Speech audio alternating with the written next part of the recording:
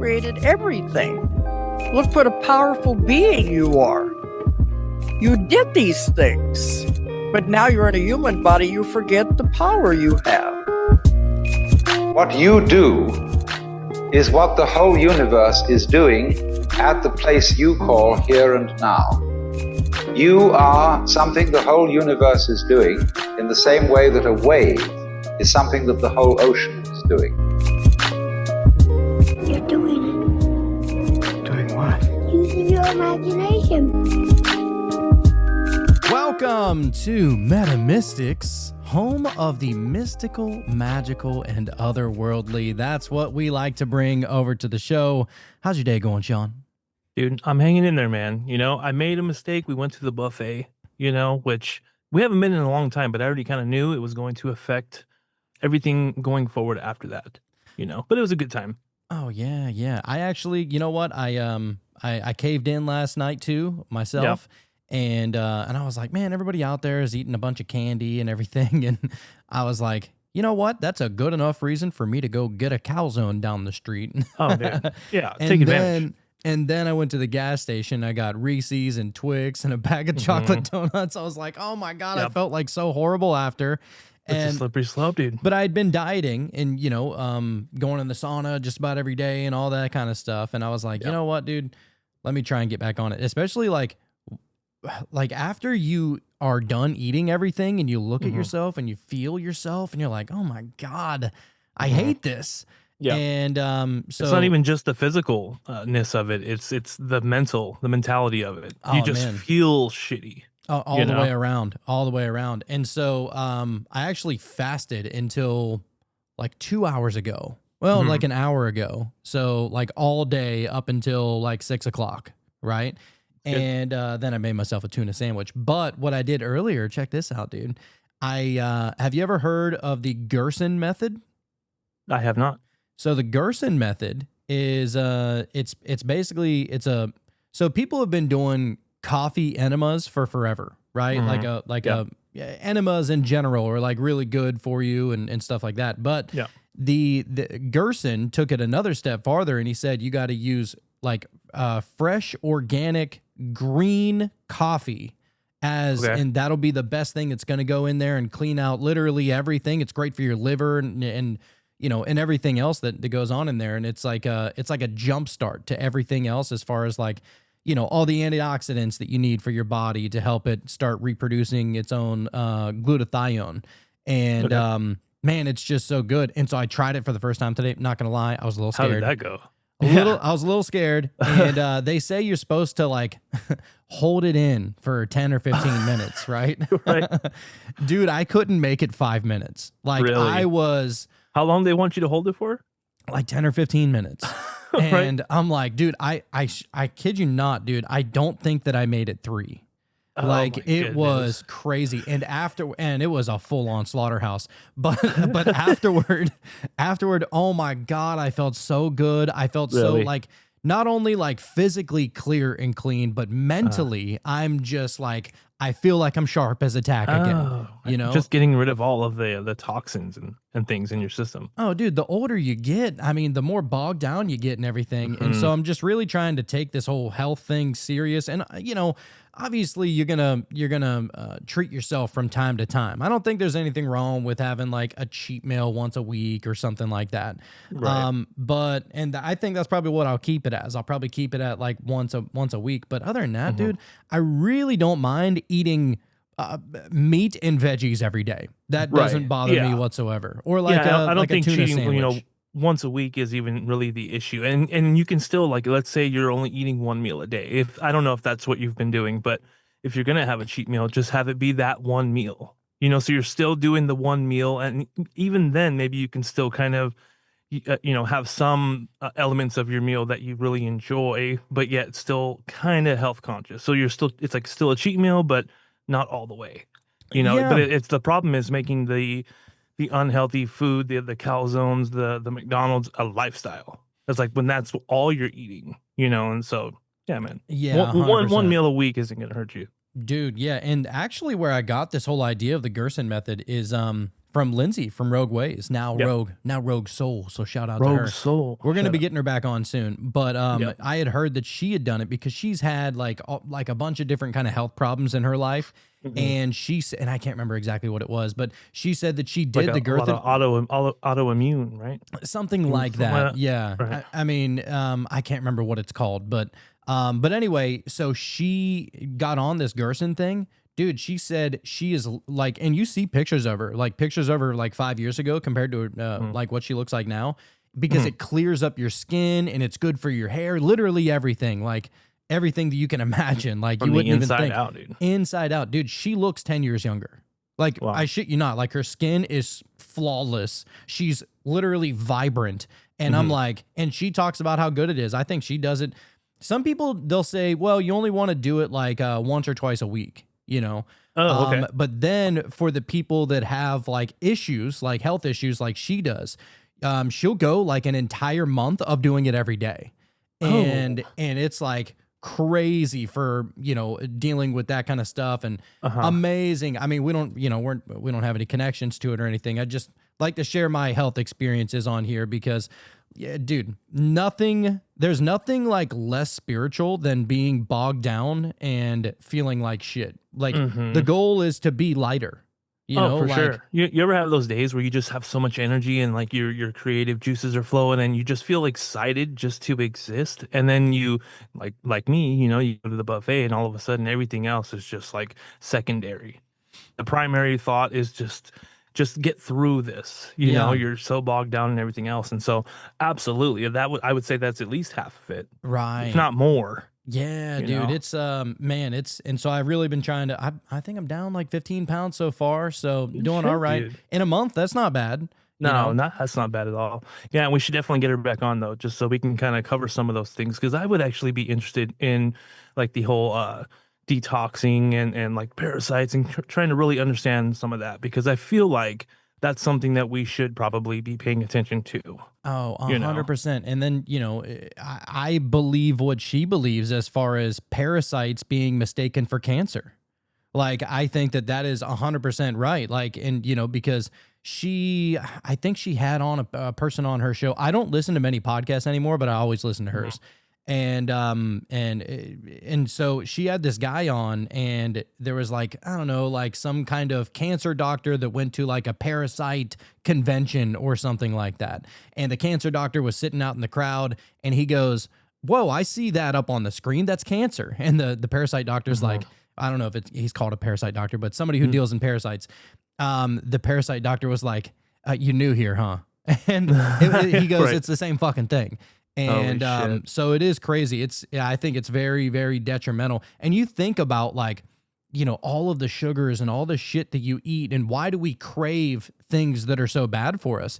Dude, what they say is it's not even us that is craving it. It is literally the parasites that are in us that are craving the sugars because that's how they survive. Right. Just So it's- that parasitic relationship that we have, right? Yeah, and it's Wow. killing you. And it's killing you. Yeah. I mean, it literally gives you cancer after a while, and it's so crazy, Yeah. dude. And so yeah, I'm you know, I mean, not that we're getting old or anything. I'm only 35. You're 37. Yeah, almost 38 though. And let me tell you, man, I can feel it. Like Yeah. me now versus 2-3 years ago is so different. And so I don't know if, I mean, sure, part of it might be because I'm getting older, but I don't like to accept that. I feel like I'm definitely responsible for a lot of the ailments and things that I'm dealing with, you know? And so going back to the whole diet thing, I would really love to really hit that really hard and really start an entirely new regimen, dude, and really just try to shift my awareness to everything that I can to make this vessel better,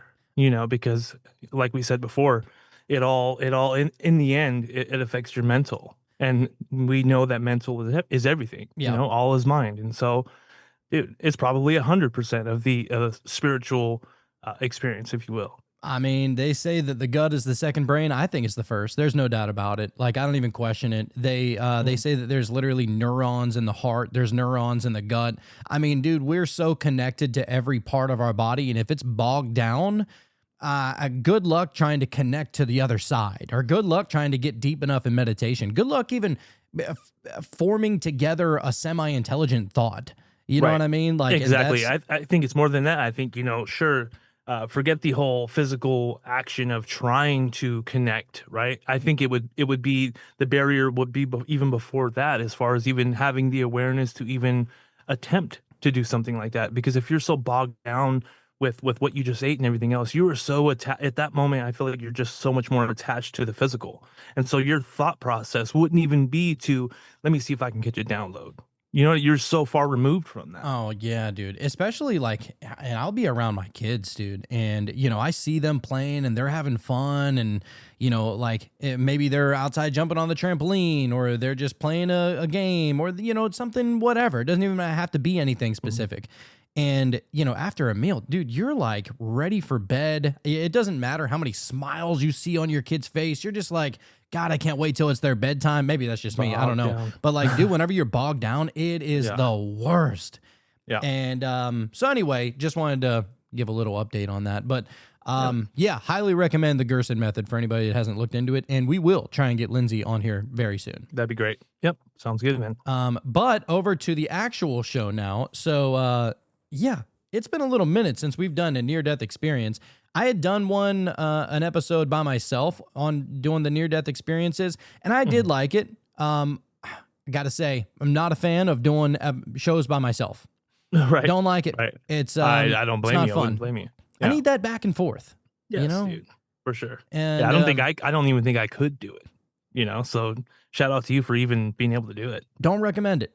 Don't recommend it. I just, it's more fun and that's something that, everybody kind of comes to grips with, is that, you can go out and you can do the most fun things, but if you don't have somebody there to enjoy it with, man, is it, it's not anywhere near the same, No, for sure. Definitely. it's like, like I won't even go to the movies by myself anymore. I don't think you know what? I think I've only been to the movies once by myself. And I think I went and saw the first X-Men when I was like 10 or 11 years old. Yeah, you And feel like I mean, it was loser. fine, but it's definitely yeah, what a loser. Yeah, it definitely wasn't as enjoyable, and so. Yeah, I mean, I'm not saying that, we can't do fun things on our own. Of course it can. But if you don't have somebody there to enjoy it with, man, it's just a different game. But here we go. We're going to go into, and today is going to be a near-death experience episode. This is actually going to be a little bit different than what we're used to.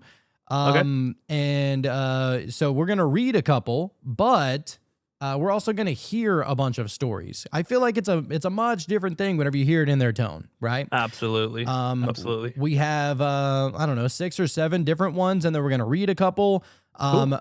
I found, and I don't know why I couldn't find it before, but I found Jeremy Renner, also known as Hawkeye, his NDE that he had I think it was last year before, something like that. Not very far back. Okay. And man, he's so spot on with with what everybody else is saying too. Really? Okay, man. Sounds good. So, excited.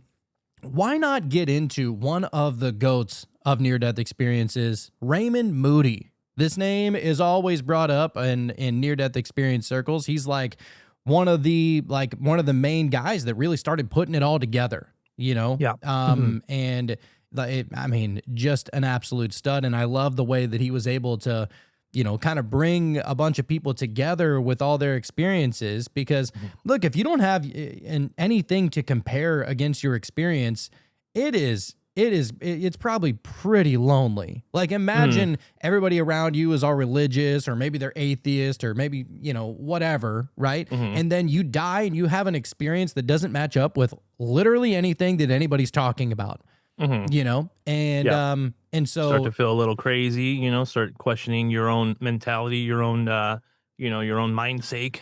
I as soon as I had an experience not too long ago where like I heard like someone say something right before bed, and like I thought it was like really weird and it kind of startled me. But the next day I called you, talked to you about it, and then also talked to Nick like the same night. And like I just to have that little back and forth about it, just so it's not just in my own head. And I'm like, what is this? Am I becoming schizophrenic? Like what's going on? So it was nice to have somebody to kind of bounce bounce that idea off of, or that experience rather. Oh, dude, and you think about like because near-death experiences have probably been happening since the beginning times. You know Of what I'm course. saying? The first time Yeah. somebody almost died or did die temporarily, Mhm. and imagine like you think about like I don't know, maybe even in the 70s, in the 80s, even in the 90s, and long before that, if you were to come out and tell a family member, your child, you know, your teacher, whoever, about what you experienced in a near death experience, you would be ostracized. I Oh, I'm mean, sure. there would I'm be sure. no acceptance whatsoever, or you would just be doomed. Like somebody would just tell you, "Oh, it was just hallucination," or Mhm. "It was just a dream," or "Oh, that's cute that you got to experience. Oh, Or you're just losing it, you know? you got to see your sister Lori who passed 10 years ago. Right. Oh, Mhm. okay." And it's like, Yeah. why did it take until Raymond Moody and a couple other people to start putting all these together to actually Mhm. give these a little bit of credence, you Right. know?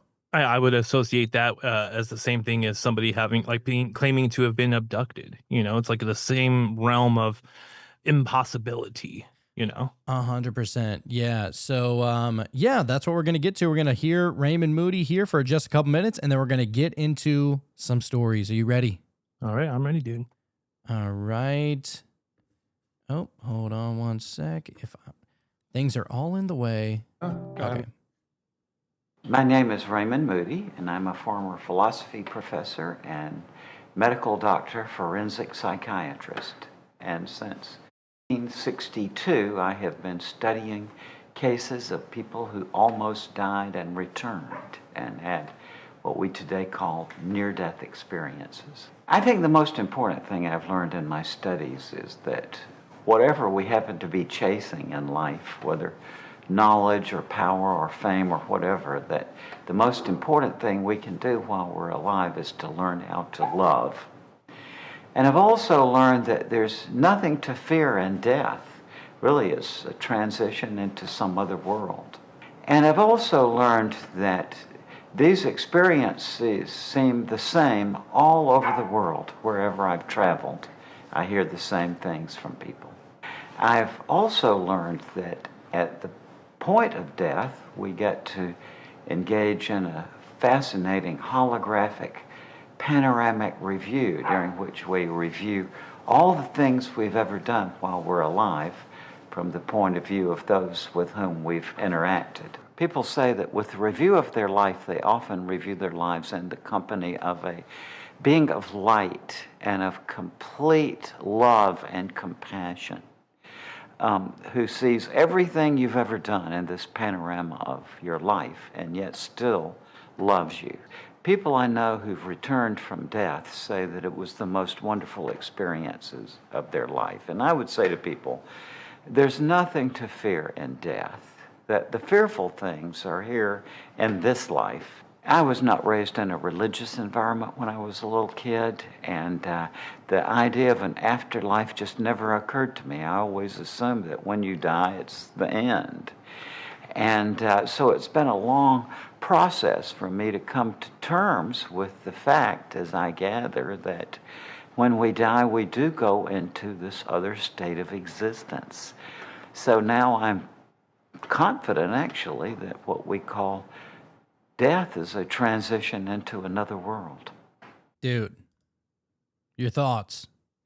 I love it, dude. I love how, you know, he was saying, you know, I didn't have like a religious background, and so I kind of thought that, you know, when once you die, that was it, you know. And you know, you and I came from a similar background, and so I want to ask you, like, when you were a kid, if you even remember, you know, contemplating or thinking about, you know, the inevitability of death, like, what was your initial knee jerk reaction or thought behind that?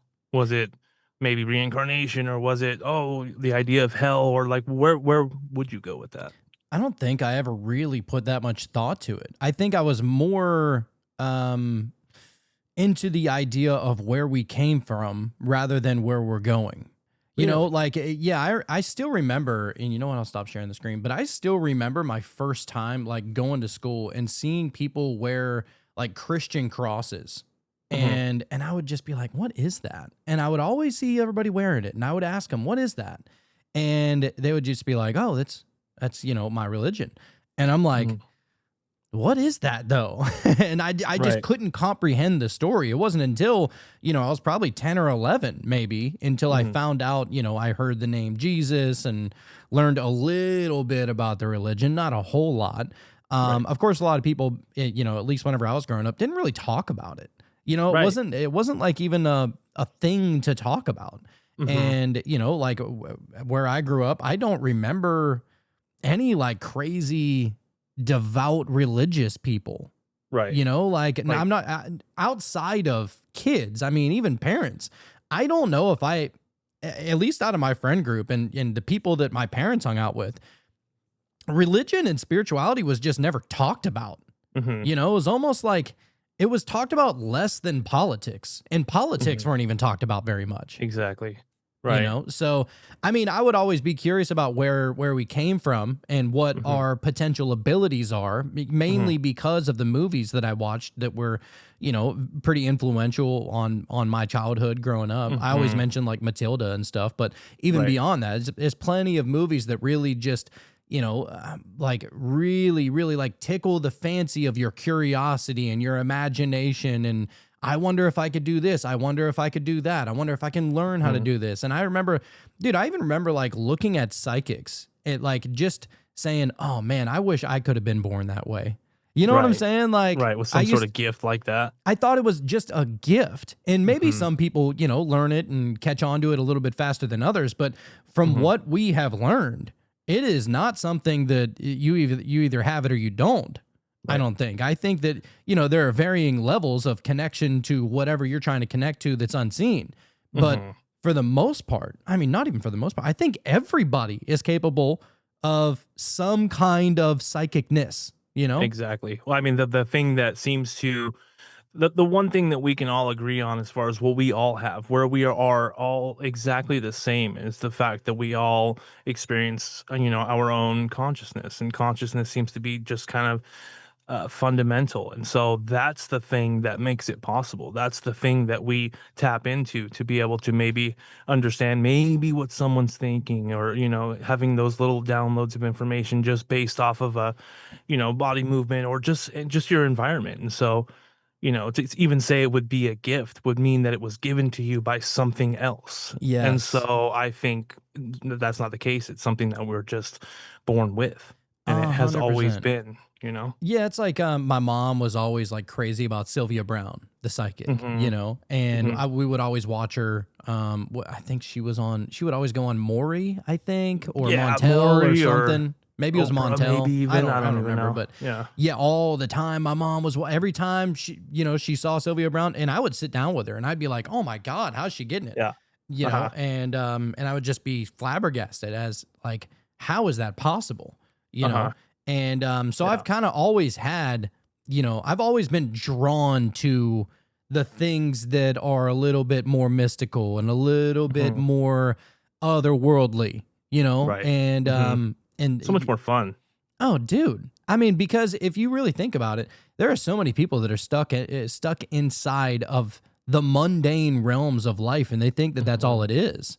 Well, if you succumb to a religion, or if you succumb to whatever, like if you think that you're just a human body and you're floating on a rock that is in ever expanding space and you're just mated here by accident. I mean, how mundane of a life could you possibly have? It's no wonder there are narcissists in this world, if you really think about it. Only knowing what you know, right? Yeah. And so imagine thinking that like you got it all figured out and it's not that special. Right. Yeah. That's a shitty place to be. I do respect and I do appreciate the scientific understanding of things, but I agree with you as far as that goes. Like it's only this, and don't let your imagination kind of create something else more preferable. Right. I don't see nothing wrong with that. Of course. Yeah. I mean, look, if we're wrong, we're wrong. I'm okay with being wrong about something, but I'll never say that it's not possible, because how do I know? Dude, I've experienced, not to cut you off, but like I experienced something just a few days ago that I told you about, and I didn't know that was possible. Like for me, like, sure, I've heard other people say that they've experienced that, and we've heard stories of tapping in and connecting to something. And, until you do it yourself, you might look at that and go like, yeah, that's awesome. That's really fun to hear about. And it's exciting. And, and I wonder how that works kind of deal. But you don't know for a fact for yourself that that's something that's possible because you haven't experienced it. And so once you experience something, now it's possible. I mean, like I just said earlier, I'm almost 38 years old and I've never experienced anything like that. So for 38 years, that was in the realm of impossibility until Yep. whatever happened, something opened up in my mind, something allowed more. I allowed myself to not know for a fact that that was a physical impossibility. Right, right. And you know I think what? that's what it takes. One thing that I found on this journey is you got to make sure you surround yourself not only with information, but with not only with the right information, but around the right people. Because if you're around a bunch of people who are just watching the news all day, or a bunch of people who are just, talking about the limitations of life, or Debbie Downers, or that's all this is, and it's nothing special. And if you're around a bunch of people like that, dude, you almost have to cede to that belief. And one thing that I have found is that the more that I've removed myself from that information, from those people, from that kind of energy, the more it has allowed me to, I don't want to say blossom, but like It opens you up, open me up like you big up. time into the world of possibility. And not only the world of possibility of, I mean, with some of the people that we get on here, some of the information that we read, and it's not only possible, like, I know it's a real thing, and I think that the more you surround yourself with those kind of people and that kind of information, the more it becomes possible in your own mind that will eventually allow you to get to that level, Except that is your own reality if you so choose. I think that's another thing that's really interesting about what we get to do here is, you get people on here that do have certain abilities, whether it's psychic abilities or seeing without your eyes. I mean, you can watch a video of somebody talking about that, but then you talk to somebody, even though we're on Zoom, but you're still talking to somebody in real time that has those real experiences. And then I feel like there's something to that. It just makes it so much more possible. Oh, dude, it makes it real for you. Exactly. It makes it real. Yeah. Because it's one thing to hear somebody that you don't know, because you never know what they're like behind closed doors. Are they just doing it for the entertainment? Are they just doing it for the fun? Are they genuine or disingenuous? They always say never to meet your heroes. And that's because it like takes away the magic, because the stuff that you love them for is the stuff that like they're most proud of.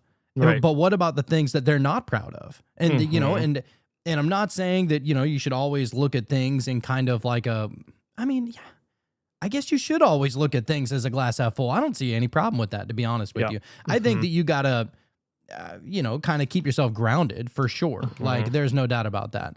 But as far as, just being open to certain information and letting the world be as magical as you can imagine it to be, dude, I mean, you want to talk about limitations. There is none. There's none. Yeah. Nope. So let's get to a couple more here. Well, that was kind of an intro as to what we were trying to get to as far as the near-death experiences. But man, we got a couple of awesome ones right here on the docket. So let's get into the next one. I'm ready. Never had a drink, never used drugs, never smoked, hardly ever took aspirin. I think my body just said, what is this?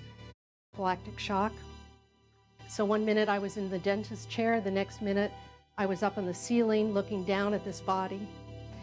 And as I looked at my 29-year-old body, I felt as though...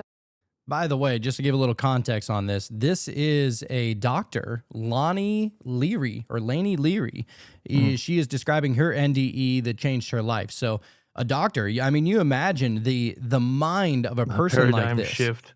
And then Right. she goes and experiences this. And that's what I love, is that there are people that are in the professional field who have learned something and concretized, what their vision and their view of life really is. And then they go and have something like a near-death experience, and it completely explodes what they thought was reality, and it's a beautiful thing. And so I love hearing it from people like this. It's awesome.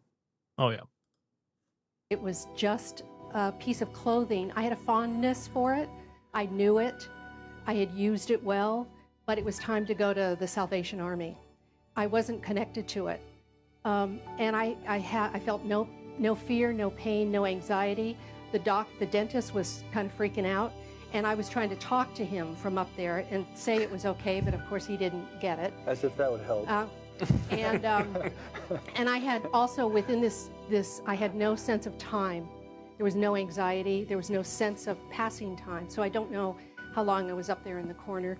But the next thing I knew, it was as though I had turned around and I was going into a tunnel, and my mother, who had been dead for 15 years, was right at the tunnel. I can still see it. And she was beautiful and whole and vibrant and healthy, and she did not die that way. She was healed, and her arms were outstretched to me, and we communicated telepathically, so our mouths didn't move, but I thought, and she received, and she thought, and I heard.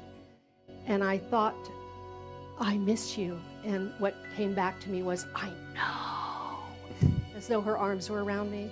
And I was not able to tell her I loved her before she died. And I said, I love you. And she said, I know. And my ego was not present, because my ego here would have said, I wanted to stay with my mother for years and years and years and tell her every single first date I had and my wedding and all about my child. The ego was not present, because I knew from a soul level at that moment that she had always been with me. We had never been apart. I knew that. I still know that. And so with that, I was drawn into a tunnel that, to me, the words I can describe it are almost an opalescent blue. Beautiful, beautiful. And at the end of the tunnel was a pinpoint of light, and I couldn't do anything but go toward it. And so I went toward this light, and as I got to this light, it became bigger and brighter, almost like looking into the sun, but it wasn't painful to look into this light. And the light was in front of me, and then the light was around me, and then I was in the light, and then I knew I was the light. That there, as a drop of water in the ocean is not separate, the light and I were made of the same substance. And I was home. It was, bliss doesn't come close to the word, but I knew in that moment that I was forgiven for anything I thought was unforgivable. I was loved beyond all measure in a way that I'd never been loved before. And I wanted to stay there. And again, in the same telepathic way as with my mother, I heard a voice that said to me, and you can call this light whatever you want, because words really get in the way of what it was. But this light said to me, you must go back. And with all the chutzpah I had, I responded and said, no. And the light said, you have work to do. You must go back. And again, I yelled with everything I had, no. And then I felt and I heard like a churning, like I was in a blender, coming back down through the tunnel. And the next thing I knew, I was in the dentist chair. And the dentist thought that he had resuscitated me, so he can have the credit. Didn't. How long did the dentist say you were? About 10 minutes. Wow. And my life changed as a result of that. Now, when I came back, I was disoriented in a way of now what? Because I wanted to stay there. And my sense was, if I got to be back here, it better be good.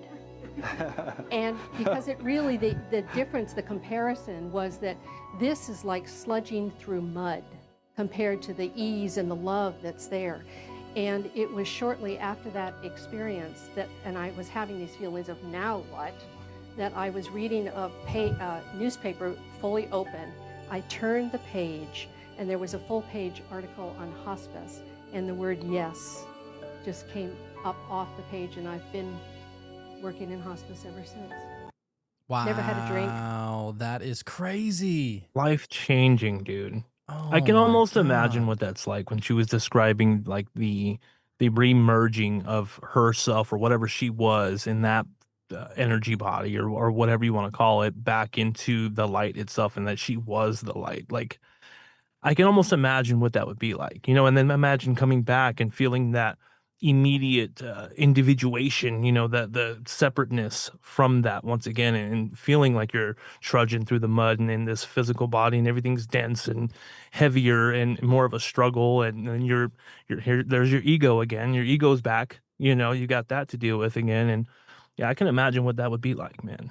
Oh man. Yeah, it's man, it just leaves you speechless whenever you hear stories like that. Like saw her mom at the end of the tunnel. First, all right, so add a little bit more context in case y'all didn't get it. She was getting like a dental procedure done, and she dies on the dentist chair, and then she's like out of her body, but she's in the corner of the operating room, right, or the dentist room or whatever, right? Yep. And she's like, she can see her body. She's looking down at her body. Then she sees this tunnel, and at the end of the tunnel, she saw her mom, and her mom was super vibrant and all that kind of stuff. And it's like, imagine that feeling, dude. I mean, that has got to be next level. Oh, absolutely. The one thing that I wonder about when she was speaking on like the light, telling her that she's got to go back because she has more work to do. It's like, where does that come from? Like, why does the light? Let's say the light is consciousness itself. I think it is. Like, actually, why yeah. does? I mean, that's what I would say. But why does consciousness itself even believe there's more work to be done? I feel like consciousness itself would be so neutral, almost like in my experience when I was just kind of observing, things happening, and it didn't really matter which way it went. It was just kind of, it is what it is.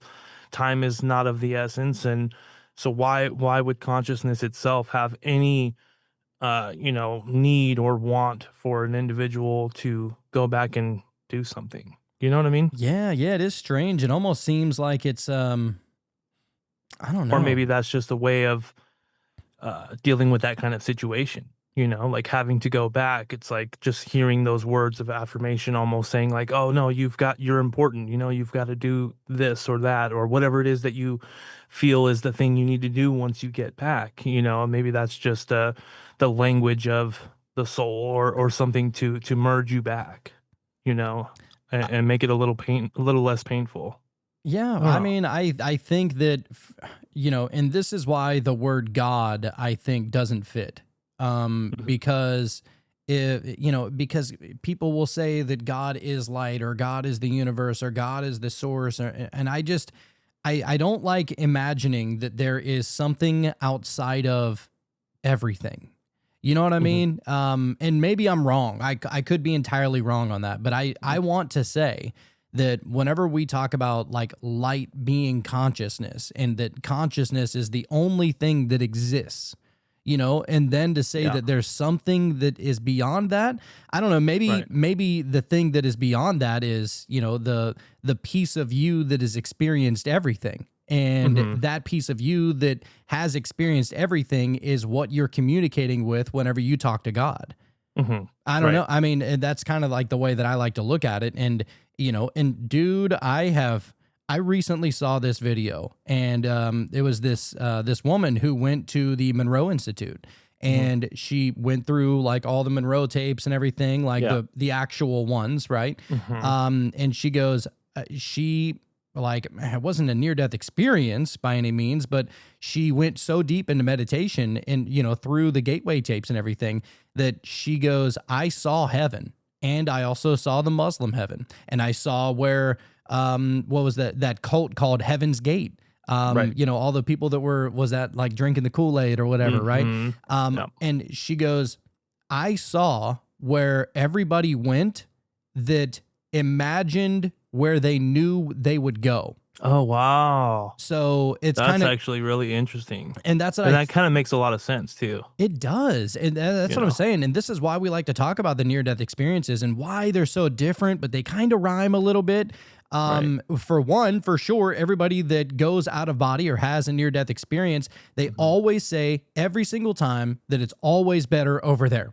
Almost everything, unless you go to like a hell kind of place, then you're like, I can't wait to get back to physical reality. But for the most part, and she even said, yeah, I saw that there was like a hell underneath heaven, which was kind of crazy. And so basically to say that, you know, the ideologies that we take up and whatever we decide to actually believe in, not surface level believe in, but like that underlying thing that for some reason we know that this is what happens whenever we die. That's what she saw happened. And even the people that, you know, even the people that believe that nothing happens after death, she said there was a place for that too, to where it was just the void. There was nothingness. And then she said that, you know, she saw another place where it was, you know, like all the old Egyptian gods. And it was like this sandy, really dry place with a bunch of pyramids and stuff like that. And, you know, you saw Akhenaten and, you know, all the Egyptian gods and whatnot. Right. And basically to say that, like, you know, maybe what happens whenever you die is whatever you think is going to happen. Right. You know, and I don't think that that's even an eternal thing. Maybe that's just like what happens first. And then the transitional state, you know, of kind of easing you into that non-physical realm, you know, just to kind of give it a little more cushions along the edges, you know, until you figure it out. And you're like, oh, now I see all of these realities, all of these times happening at once, all of these different quote unquote afterlives. And then you realize that it's all kind of what you wanted it to be. And so then you make the decision. If you can see, then that's kind of weird too, thinking about making a decision being in the afterlife, because once you're in the afterlife, you kind of, I feel like you would just have a lot more, if not all of the information, you know? And so then it's just kind of I don't know, because then it's almost like a non-temporal type of situation as well. It's like making a decision brings in the thought of time and a before and after and a cause and an effect. And so really you're not even making a decision. You would just be.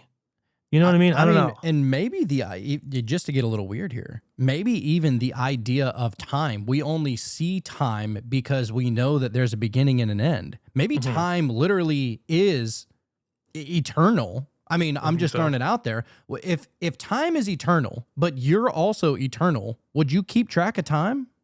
No. That would be like pointless, right? Like if something is here all the time, always has been, always will be, and so are you, then the idea of time is, you know, kind of not even important. And also aware at that point. If you want to get real weird with it, like why would you even be concerned with where you are if you weren't concerned of when you are? And so then you're just kind of everything and everywhere and every when. Yeah. And I don't know. Well, and maybe that's it. You know, maybe whenever you do die and you're in your resting place or whatever that is, you know, after you get past the first couple of stages or whatever, maybe you're getting ready for reincarnation or whatever, you know, and the idea of coming down, so to say, and reincarnating or becoming some kind of physical aspect that is only a percentage of whatever you are, you know, compared to your wholeness.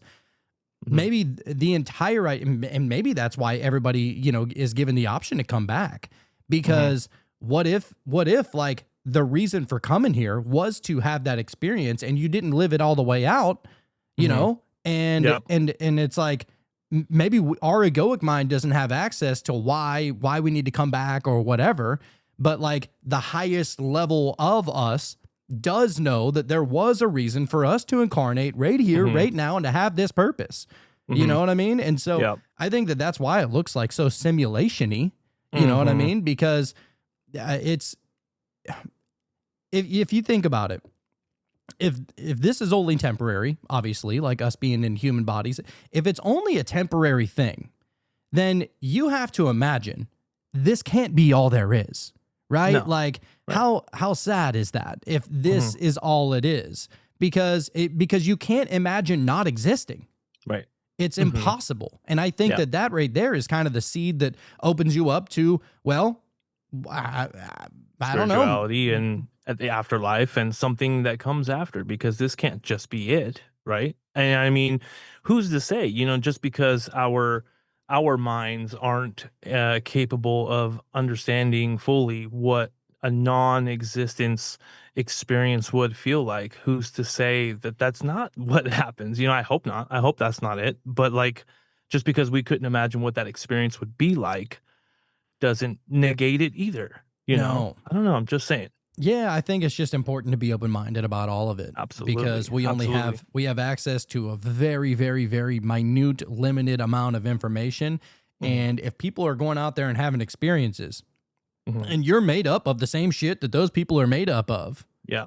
then how can we just say that it's impossible? But no, what people would rather do is that they would rather rely on books from 1,000 years ago, 2,000 years ago, 3,000 years ago, 4,000 years ago, rather than literally the information that is happening right now in real time. In real people time. that you can talk to. Like if you try hard enough, you can get in touch with one of the. We can get in touch with this lady, and sit down and have a conversation and really get into the details as much as we can as far as what she actually experienced. You know, whether someone wants to call it a hallucination or a dream or however they want to spin it to make it less spiritual. You know, I feel like you can have that conversation with somebody right now, and really get down to the bottom of it, and at least form the best opinion or understanding that you can, you know, on the situation. But I feel like something like this it's a spiritual experience, man. You know, like why is it that we experience this as opposed to nothing at all? I would say probably most people that have a near-death experience something like this as opposed to, oh, there was nothing, you know. And yeah, you're exactly right. Like, you know, if this is wrong, why was it written into the code of this matrix in the first place? Right. You know, out of all creation, you know, you could just maybe if somebody had a near-death experience, maybe they just, I don't know, and let's say they do have some kind of experience. If every single person that had a near-death experience had the experience of, I don't know, like shoving their head up a cow's ass, you'd be like, oh, well, that's probably what happens whenever we die. You know what I mean? Like that's probably, you know, it's unfortunate. That's probably it. You want to have faith in the books that are 2,000-3,000 years ago, but you know, this is kind of the proof of what happens. And so then you wouldn't really be looking forward to it, and you'd be more inclined to listen to something that is not as bad as that. But no, people are having these experiences. And how people just go about their day with this kind of information and do not let it play into what the fuck is going on right now. Not even contemplate it just a little bit. Blows my mind because, well, and I think either A, you know, some people are really tainted. Some people, like maybe they got really excited about something or a couple of things and they're, you know, in the past and it's let them down and they don't want to be let down again. So it's kind of like a defense mechanism that's up. It's like, it sounds awesome. I can't allow myself to think that way, you know? And then there's other people that will listen to this and be like, well, it kind of goes against what my beliefs are. And it's like, man, at this point, it's like, this is an experience. What you have is kind of like, oh, wait till you die to find out. Like, how do these compare? Right. You know, I mean, and in the end, it's like we'll find out only when we get there. And so why wouldn't you want to imbue that entire relationship with life with the understanding that it's probably likely that I'm going to see some light in a loved one and possibly even reincarnate because I chose to. You know, it's just I don't know. I feel like that's just a nicer way to look at it. Yeah, dude. Rather than, you know what, I did shuffle the tarot deck a couple times. So you know what that means. I'm probably going to be grinding my teeth into a powder. Oh, yeah, you know? That's right. Yeah. So, I mean, I don't even know why I'm looking into this stuff because there's no chance I'm seeing that light. Yeah. You know, well, makes no sense. When you die, you will be boiling in excrement and suffering into the abyss, sir. Because he loves you. That's why, actually. Like, that's why. Oh, man.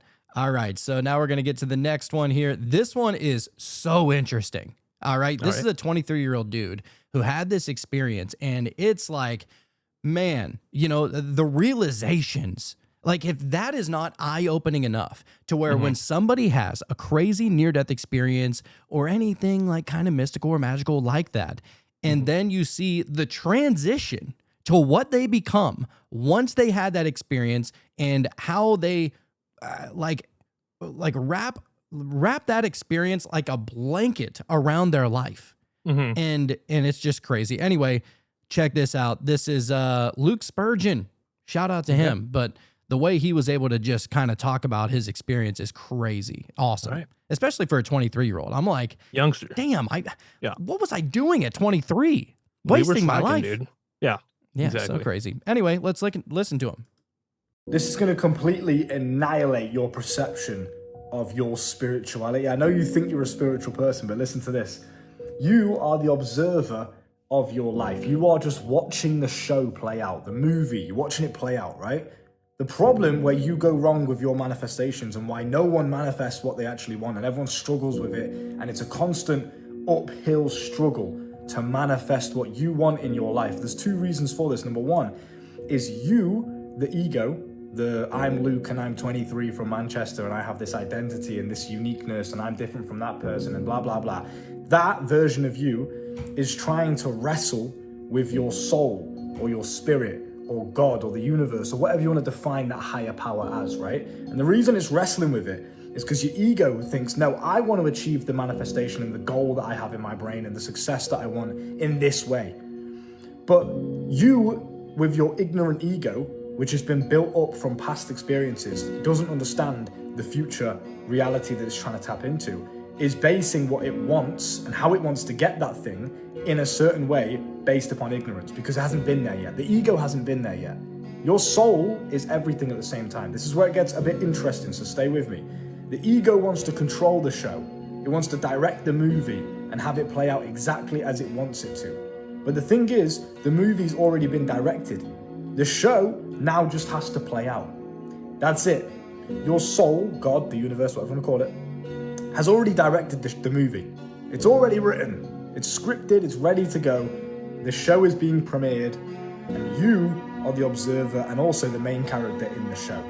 All that you have to do, literally all you have to actually do in this game of life is think about what you want, imagine as if you've already got it, and then just watch the show play out and enjoy the ups and downs of the show as the main character, you, and the observer, also you, watching it from the show, from the chairs in the background, enjoys the ups and downs of the show. If you went to watch a movie and it was predictable and you knew exactly what was going to happen and exactly how the character's going to get to where you know the character's going to go, you probably wouldn't even want to really watch the movie. It'd be kind of boring, right? The reason why life is so interesting and why although sometimes it's hard and it's difficult, the reason why it's so enjoyable at the same time is the yin and yang. There's always a bit of light in the dark and there's always a bit of dark in the light, and they have to coexist for one to exist in the first place. The light has to exist in order for dark to exist and vice versa. So your ups and downs only exist because the other version of it exists as well. So just enjoy it and observe the show and trust in your soul or God or the universe or just yourself that everything will always work out and you'll be fine. Now all that you have to actually do is enjoy the show. All right, so you're muted there. So this kid, he has a near-death experience, and he is just vibrating with information. And you can kind of tell, like, whenever people have had a crazy experience like that, maybe it's a near-death experience, maybe they tried some DMT, maybe they went and did some Kundalini yoga, or whatever causes you to just absolutely wake the fuck up. Like, and to understand the nature of this reality and the nature of your existence and the nature of your being and why are you here and what are we here to do and how does the game work and all that kind of stuff. Whenever you see that light on, it is unmistakable from anybody else. Like, like, I don't know, dude. It's hard to be around people without that light on because you're trying to, like, it's almost like trying to teach I don't want to say teach a blind man to see because I think we already figured that one out. But yeah, but you know what I mean? It's almost like trying to teach a baby trigonometry. And I don't even mean that to belittle anybody, but that's just like, how do you explain this kind of stuff to people that haven't had the experience that causes that light to turn on up in the attic? Mm-hmm. Yeah, I think the point is too, to keep in mind that that's not our job. You know what I mean? Really, like it's not. People are going to have their own experiences, and they're going to have that time in the bottom of that pendulum swing or the other side. The darkness within the light, and so they're just going to have to go on their own journey. And when that paradigm shift event happens, then their journey of this type will begin. And until then, they'll just be living in that reality that they are okay with. for now. Well, and to be honest, I've kind of gotten past the point of trying to convince anybody anything. You know, I understand that it is kind of an experiential thing, that you can't be taught it, you can't be told it, you have to experience it. My only issue with that is whenever other people are trying to convince other people about something else that like I just know isn't true. You know what I mean? Right. And then they want to try and battle that ideology up against people who do kind of get it, so to say, whatever getting it is. And it's like it is so hard to just sit there and bite your tongue and see these people choose something out of fear. You know, and like because the name of the game is not fear. Like every single time, it is not fear. We've learned. We've done episodes on fear. We've talked about different vibrations and different frequencies and how, you know, if you're expecting something bad to happen, magically it just happens that way. Right. You know, and it's hard because, you know, you don't want to battle up against people. Like you wish you didn't even have to. Right. And you don't, you know, that's the thing is that people are going to have their own experiences. Like we said, it's like, you know, you look over at somebody that's kind of maybe being influenced by something that you know is wrong. And like, I mean, who's to say who's absolutely right or wrong, you know, but you've come to the understanding of, you know, the certain things that we look into and we understand and really, it really vibes, it really resonates, you know? So for us, we've accepted that as reality or as in, you know, the best case scenario. And so when you do see somebody else maybe being influenced by something that's maybe a little more fear driven, it does affect you. I think you kind of look at that person and you go, man, that person's probably going to spend a couple years, if not the rest of their life, trying to understand and try to be the best version within that, you know, within that paradox or within that reality system, then to come to find out that eventually their paradigm gets shifted because they realize, oh, finally start to see it, you know? So I think you're looking at that person going, man, it's gonna take them a couple years to get there. And you're looking at the time that in your eyes is going to be wasted. But in all actuality, that time isn't really wasted. I feel like that time is necessary to sit within that quote unquote darkness, you know, or that fear vibration or that the existence of, you know, knowing that you're no good, you're not good enough, you'll never be, you know, worthy or whatever it is. And you know what I'm saying? And so I think it's just necessary, you know? And so our job is to just try to let go of that attachment or that need to try to, you know, save somebody, you know, when everybody is their own savior. Of course. Yeah. And you know what the big thing is for me, like for me specifically, it's not so much that like I'm trying to save anybody. Like that's not my mentality. My mentality is that this is the kind of stuff that I want to talk about. You know what I'm saying? Like this is the stuff that interests me. I don't care about, you know, what's on TV. I don't care about what happened at work. I don't care about the mundane things that are, you know, that are happening in life. Sure. I mean, I'll sit there and I'll be an ear to listen, but like I want to know deeper things. And whenever I see somebody that is interested in this kind of stuff, man, does that just blossom into the most beautiful conversations. Absolutely. And so like the people that you love and the people you like hanging out with and your friends and your family and so on, like you want to be able to connect with them at that deeper level. And that's what it's like. It's almost like talking about love. You know what I'm saying? Like you don't give a fuck about talking about the weather. Like I don't care what happens in politics. I really don't. Like literally politics and the government could literally cease to exist tomorrow and it would not affect my life.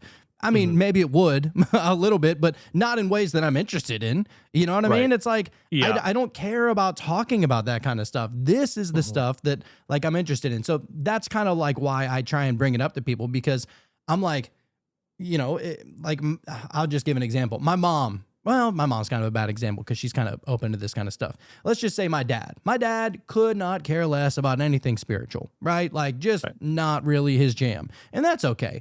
But man, I feel like our relationship would get so much better if he was more open-minded to this kind of stuff. You know, it's like, and it's something that everybody can get behind. I don't know. I don't know. Maybe it's kind of a selfish thing. Maybe it's an egoic thing. It could be, but we're all learning. I mean, your heart is there. You know, I think it's just you want everybody to be. I think you want everybody to be as happy as they can, and why wouldn't you? You know, I think that that would be the most preferable thing. And you see somebody in more of a fear vibration, it's like, you feel bad for them. You don't want them to feel that way, but they have to figure that part out. You know, Yes, yes. And you know what's Like, awesome too is that you know, I recently started looking into what happens like physically whenever somebody dies, right?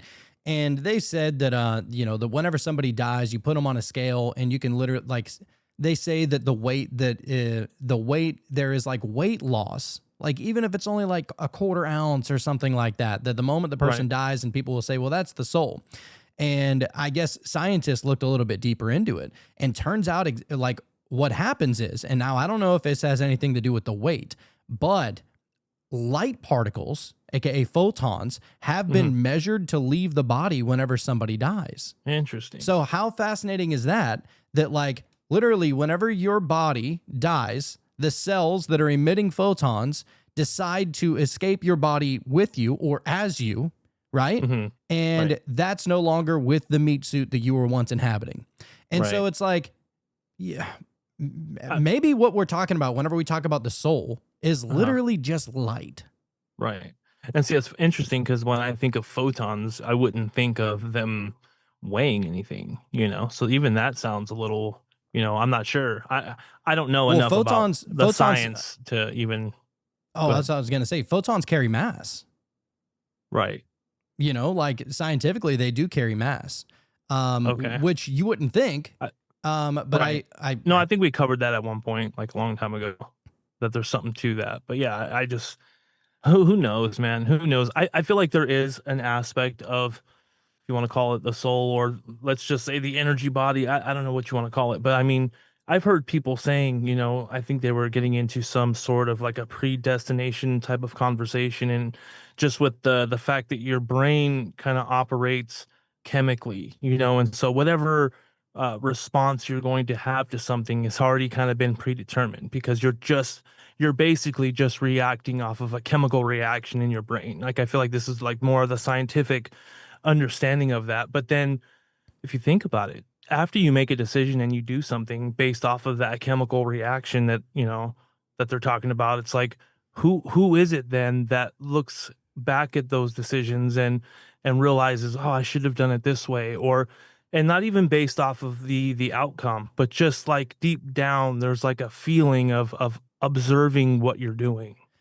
That's probably the soul. You know what I mean? That's the consciousness yeah, yeah. of whatever that is. And you know what? We Of you. actually we have another doctor that we're going to be listening to here shortly that talks about that. That basically, they put like some kind of brain scan on this individual who I guess went into some kind of anaphylactic shock, and then they ended up dying for a couple of minutes, right? Okay. And the brain scan showed that there was no activity in the brain whenever this person died, right? Okay. Yet Okay.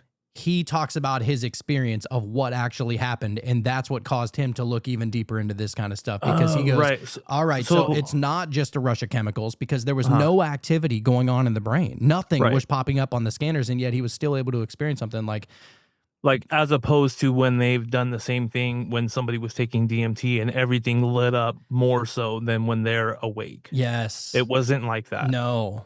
Oh shit. I know, right? Interesting. So the DMT is something that I guess maybe happens temporarily, right? Right. Maybe that's just the first burst. Maybe the DMT expresses itself to push your fucking photons out of your body. I don't know. You know, maybe it's something like that, but man, I'm getting excited Interesting. about this stuff now. Yeah, dude. I just love, like, I don't know, just Talking talking it about out, it man. and thinking about it. It's Yeah. my favorite.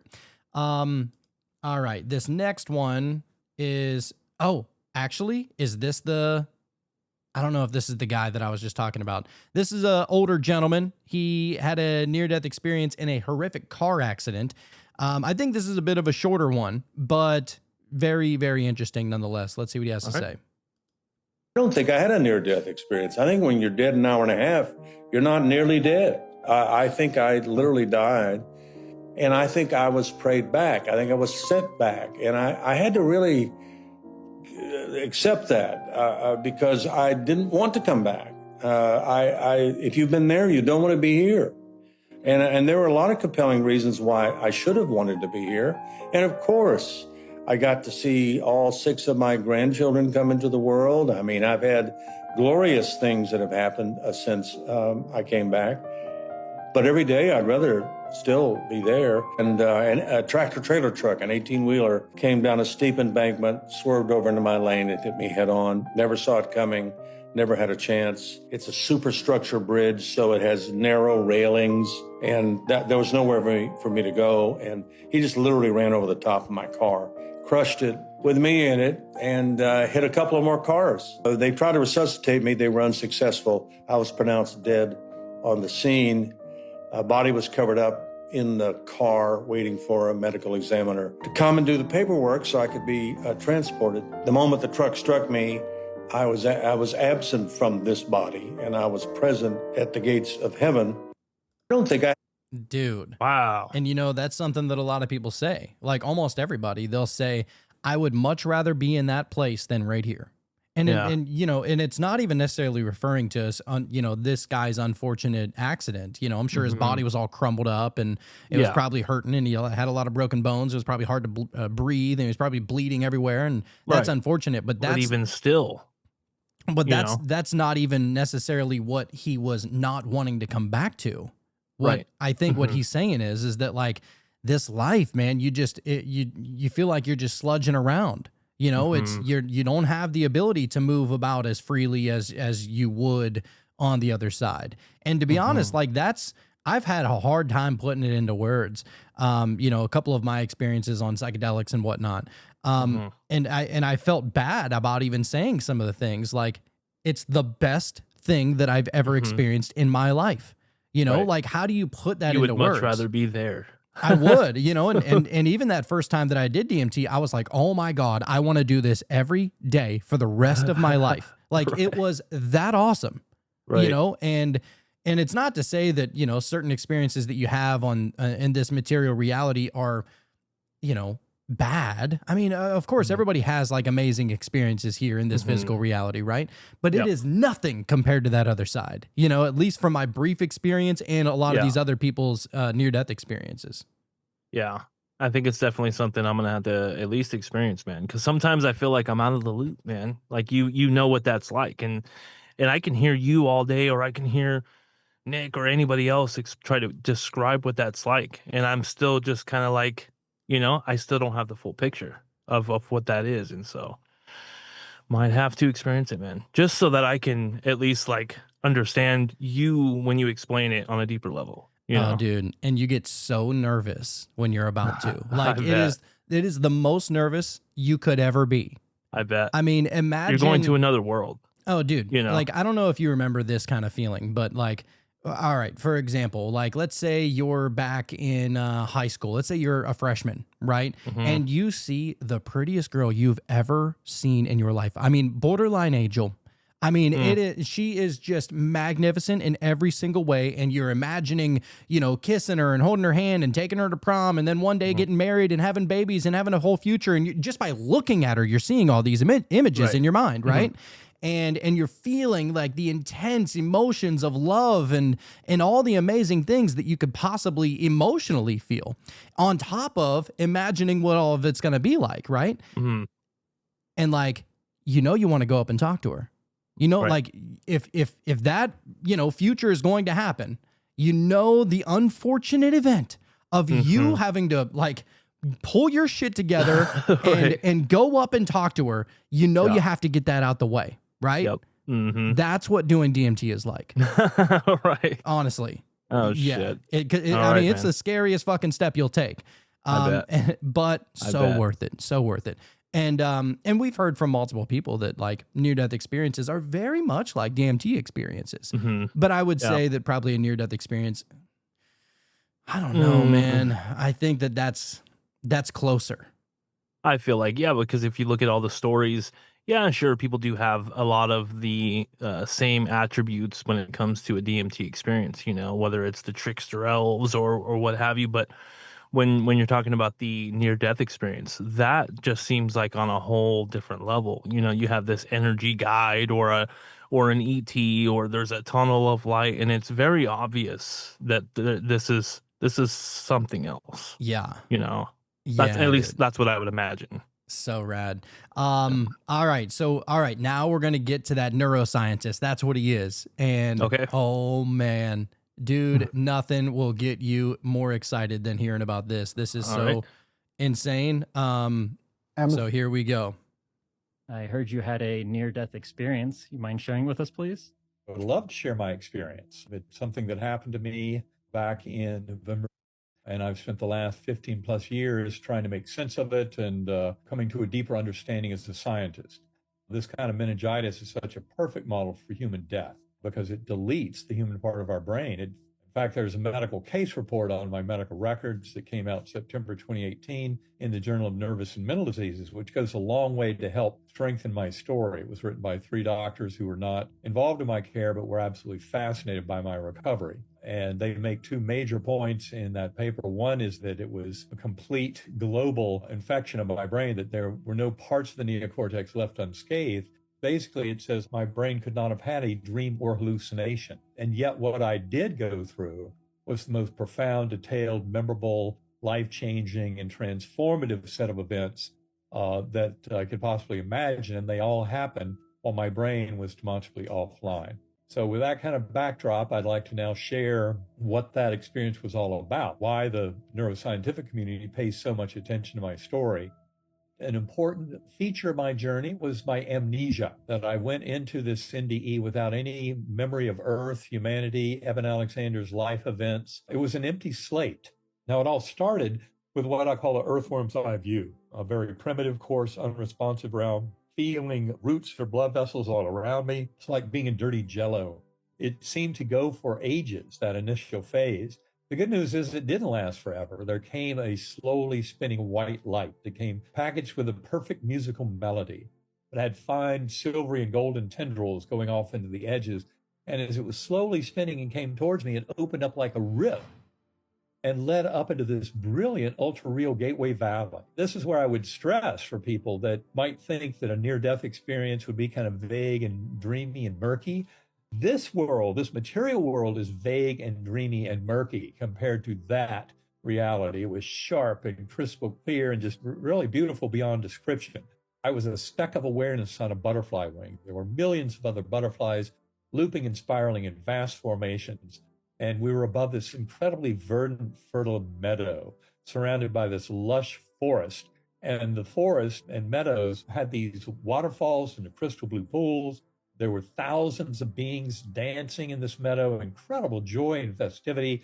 And I remember very vividly dogs jumping, children playing, and all this festivity was being fueled above because these swooping orbs of pure kind of oval spiritual beings that when I came back to this world, I called them angelic choirs. And these swooping angelic choirs were emanating chants, anthems, hymns that would just thunder through my awareness. It was a spiritual home that was very welcoming. Now, another thing about that Gateway Valley, I wasn't alone. There was a beautiful young woman. Doesn't get better than that.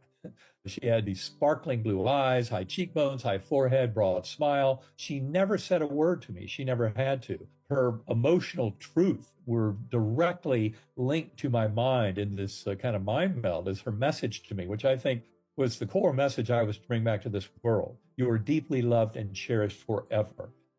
You have nothing to fear. You are richly cared for, and you can do no wrong. I wish I had explained that last part, you can do no wrong, much better in the book. I was in a realm of such pure love. The most optimal way forward was a way of loving kindness, compassion, mercy, acceptance, when necessary, forgiveness. And that's what I meant by you can do no wrong, because that's what transformed so many near-death experiencers to come back to this world far more loving. They come back more spiritual, and yet often less religious, because sometimes, unfortunately, religions tend to pit us against each other and pretend that we're not all truly in this together and truly bound together through these forces of love. It turns out that this Gateway Valley was not a final endpoint. It was a stepping stone to something even grander. What happened for me next was those angelic choirs provided yet another portal. And all of that collapsing down to this complex oversphere. At that point, I was in what's called the core. And the core is where all dualities, paradoxes are completely resolved. It's where I came to recognize that my very conscious awareness was sourced in that infinitely loving God force, that we're never separate from that. When I entered that core realm, I was told, you are not here to stay. You'll be going back, but we'll teach you many things.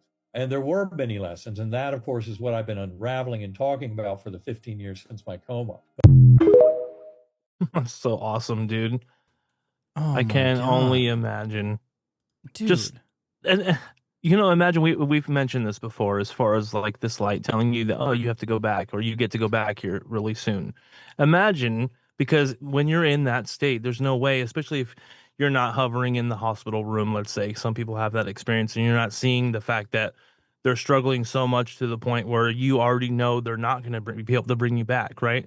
So, but you're in this other world, you see these butterflies, and then the light tells you, oh, you need to go back. Imagine they lose you on the operating table, like completely, like they give up, you don't come back, and then they're like, oh wait, oh no, yeah, you get to stay.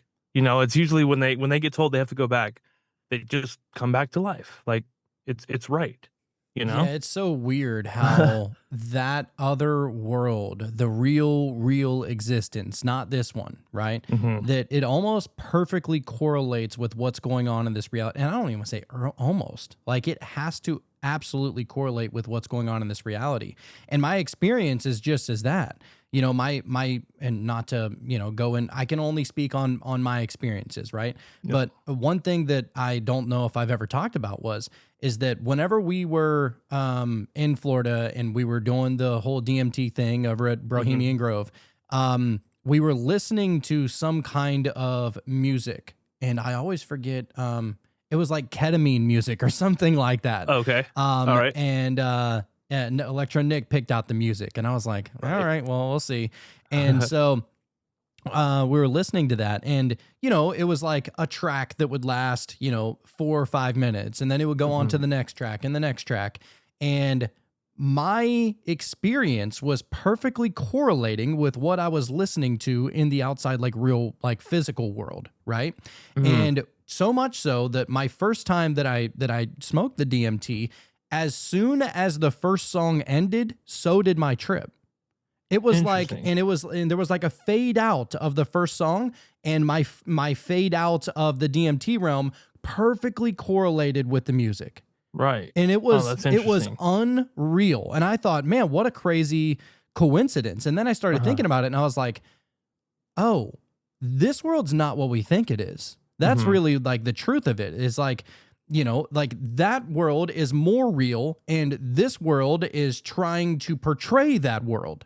Wow. And that was kind of like a weird epiphany that I had in that moment. But yeah, I want to get over to, now we're going to get over to well, real quick, I wanted to talk about something real quick, as far as how he said that world was so much more, and we hear it all the time, but so much more clear and less murky. Like this reality that we're in right now is actually more murky than that place. And it just made me think, and maybe it's a little besides the point, but I heard someone saying, as far as like your own thoughts, right? You might have a really good understanding of, what you got going on around you, what you're thinking about, right? But really, in reality, your thoughts are actually pretty murky unless you sit there and you write it out, and you get those thoughts more into a focalized awareness, and you write it down, and if you're using words on a paper, you have to be more precise, right? Instead of just, when you're pondering something, you might jump from one thought to another, and you're bouncing around, and it's kind of like, maybe you pondered for an hour, but you don't really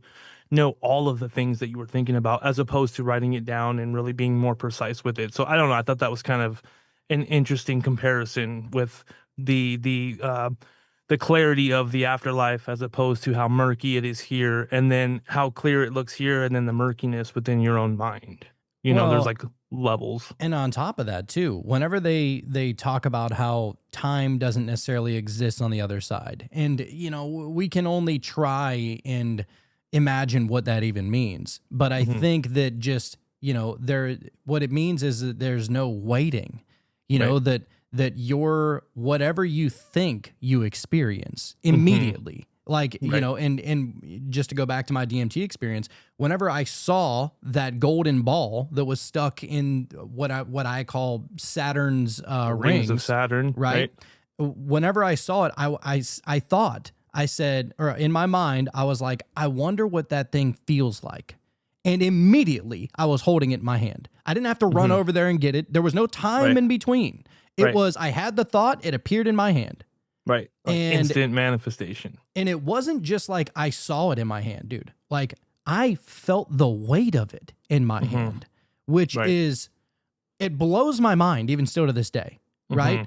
And so that's what I think, that whenever they talk about like time is either non-existent or not the same, I think that it's that the slow trudgingness of this physical reality is that, you know, it does take a couple of minutes to get to the gas station. It does take a couple of years to get whatever you're trying to manifest. It does, you know, like whatever you hope and dream of, maybe it happens towards, you know, the latter part of your life or whatever it is, right? It's not about, you know, necessarily it's, you're not getting it instantly.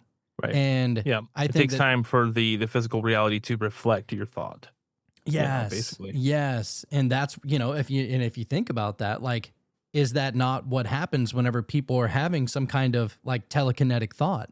You know, that it's traveling instantly, and Absolutely. you know, and there was I listened to, oh, what's his name that went on the Rogan show with the funny hair, older guy, his name is escaping me, but anyway, he's on Gaia all the time. The guy I'm thinking about for some reason. Oh, yeah, I can see his face. Yeah. We listened to a show like a month or two ago.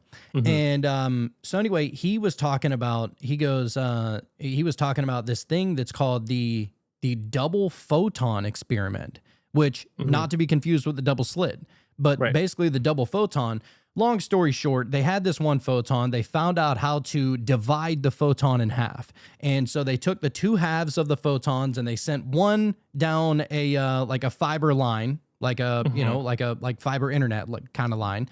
Yeah, And fiber they optic. fiber optic, that's what I was thinking of. They sent one down this line, 7 miles. And they took the other half down this other line, 7 miles. And he said that they perfectly like communicated with each other instantly. Like it was because they're quantum entangled. So if one thing was happening to this other, to the one on the left, let's say you slapped it or punched it or kicked it or whatever, the exact effects were happening to the one that was 14 miles away.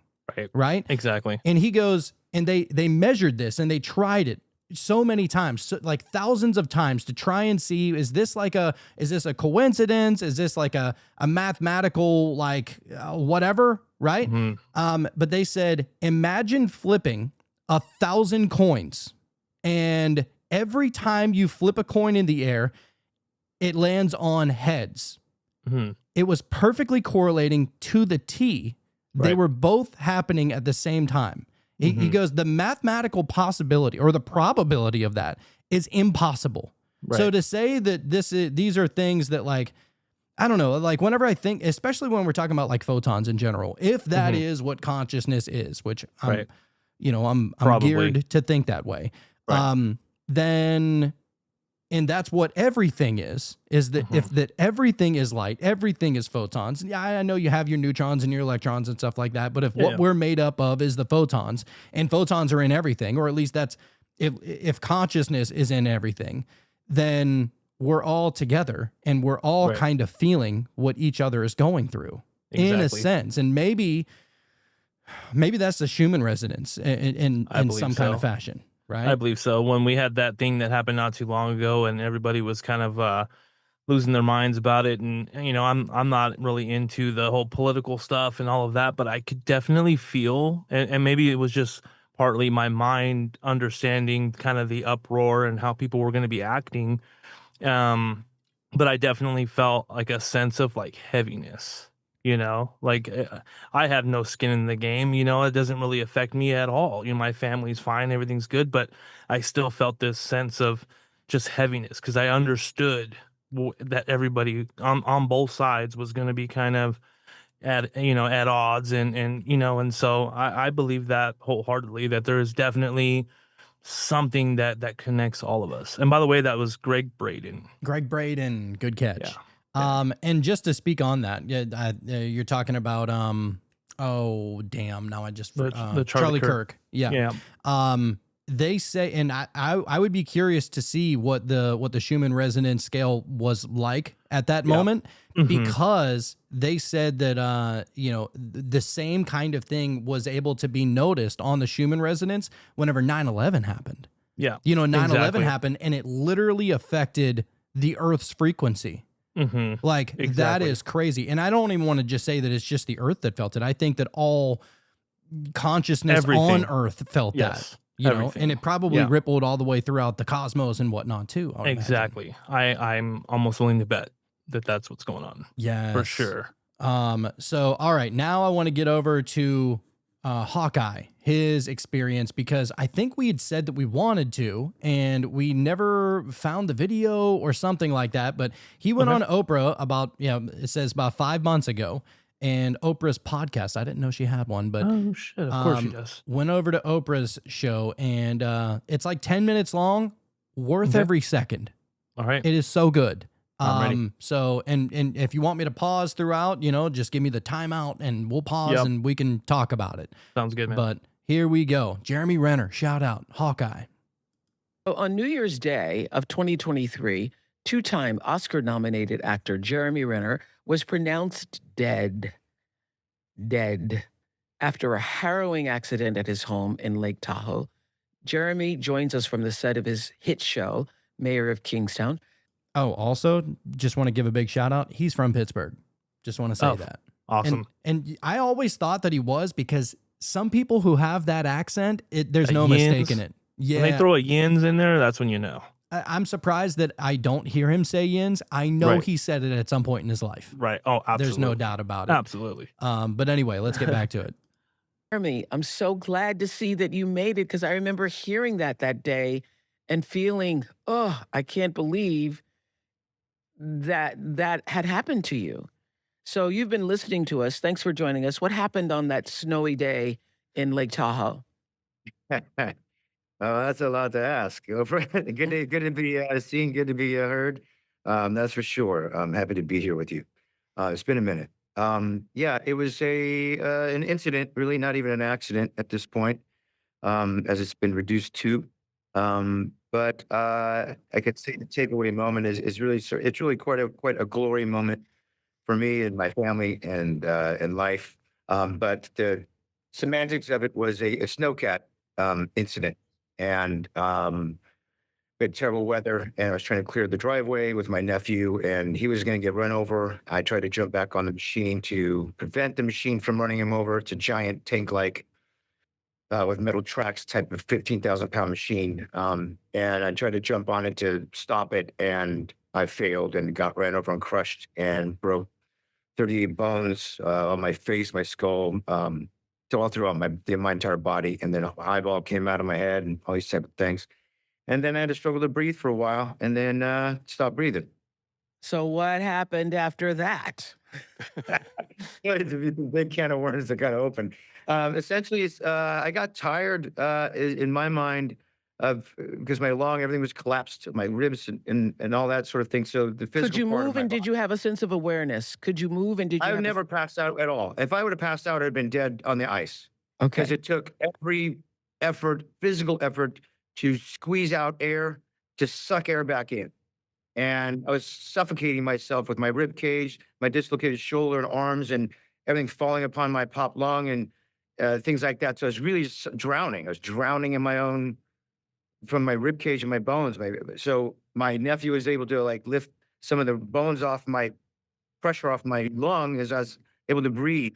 And I breathed as long as it was like doing a one-arm push-up, just to exhale, then just inhale. Yeah. Exhale. So I just got tired after probably 30 minutes.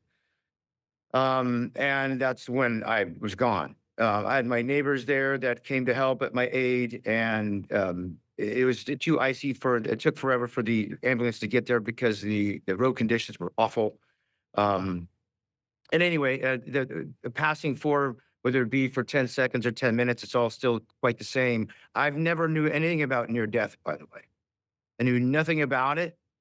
And everything you guys are talking about, I knew, and I still, even after experiencing it and explaining some of what I felt and witnessed or was a part of, is exactly what you guys are telling me, what the stories you've heard. I mean, it's almost word for word what I said. Because I've written a book and I've said these exact same phrases, and it's my jaw is on the floor. I'm astounded to know that this is really a thing. Oh, it's a That real thing. I've been talking about it for 30 years. It's a real thing. And I know now you've written a memoir called My Next Breath, perfect title, based upon what you've described. On page 75, you describe a part of your experience like this: I could see my lifetime. I could see everything all at once. It could have been for 10 seconds. It could have been for 5 minutes. It could have been forever. Who knows how long? In that death, there was no time at all, yet it was also all time and forever. What were you seeing? And more importantly, what were you feeling? it's kind of none of those things. It's just that the word is. You just are or is. It's all everything all at once, all encompassed. There is no time, place, or space. It just is. It's the most exhilarating peace. It just is. And you're there. It's just these words are so like caveman like that I'm saying, but that's just the way it is. It's not even like a conscious thought thing. It's not you're removed of the burdens of your earthly measures of like gravity and tooth decay and all these type of things, right? You're relieved of those duties of that on the spinning rock. You're out into this. It's to me, it's a beautiful, beautiful, beautiful space, and really, really quite tragic that I had to come back into a busted body. Well, we're glad you did, because we I'm like, get oh, there's my eyeball, my twisted legs. I'm like, oh, why'd I come back?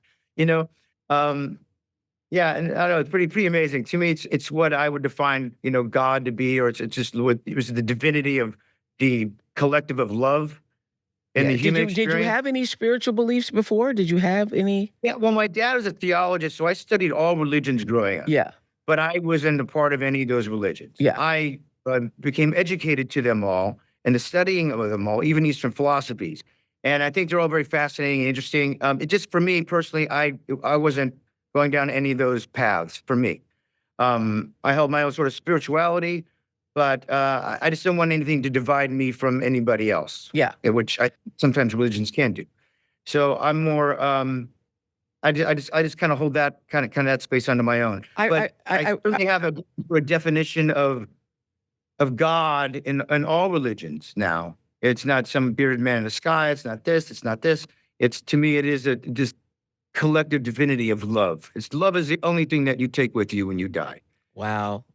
That's so That is powerful, it. Jeremy. It cannot exist. It rides on the coattails of love, like everything else does in life. Nothing else freaking matters outside what you love, and love unequivocally. It is in perpetuity. Does not change. Wow. Love is the only thing you take with you when you die. The only thing.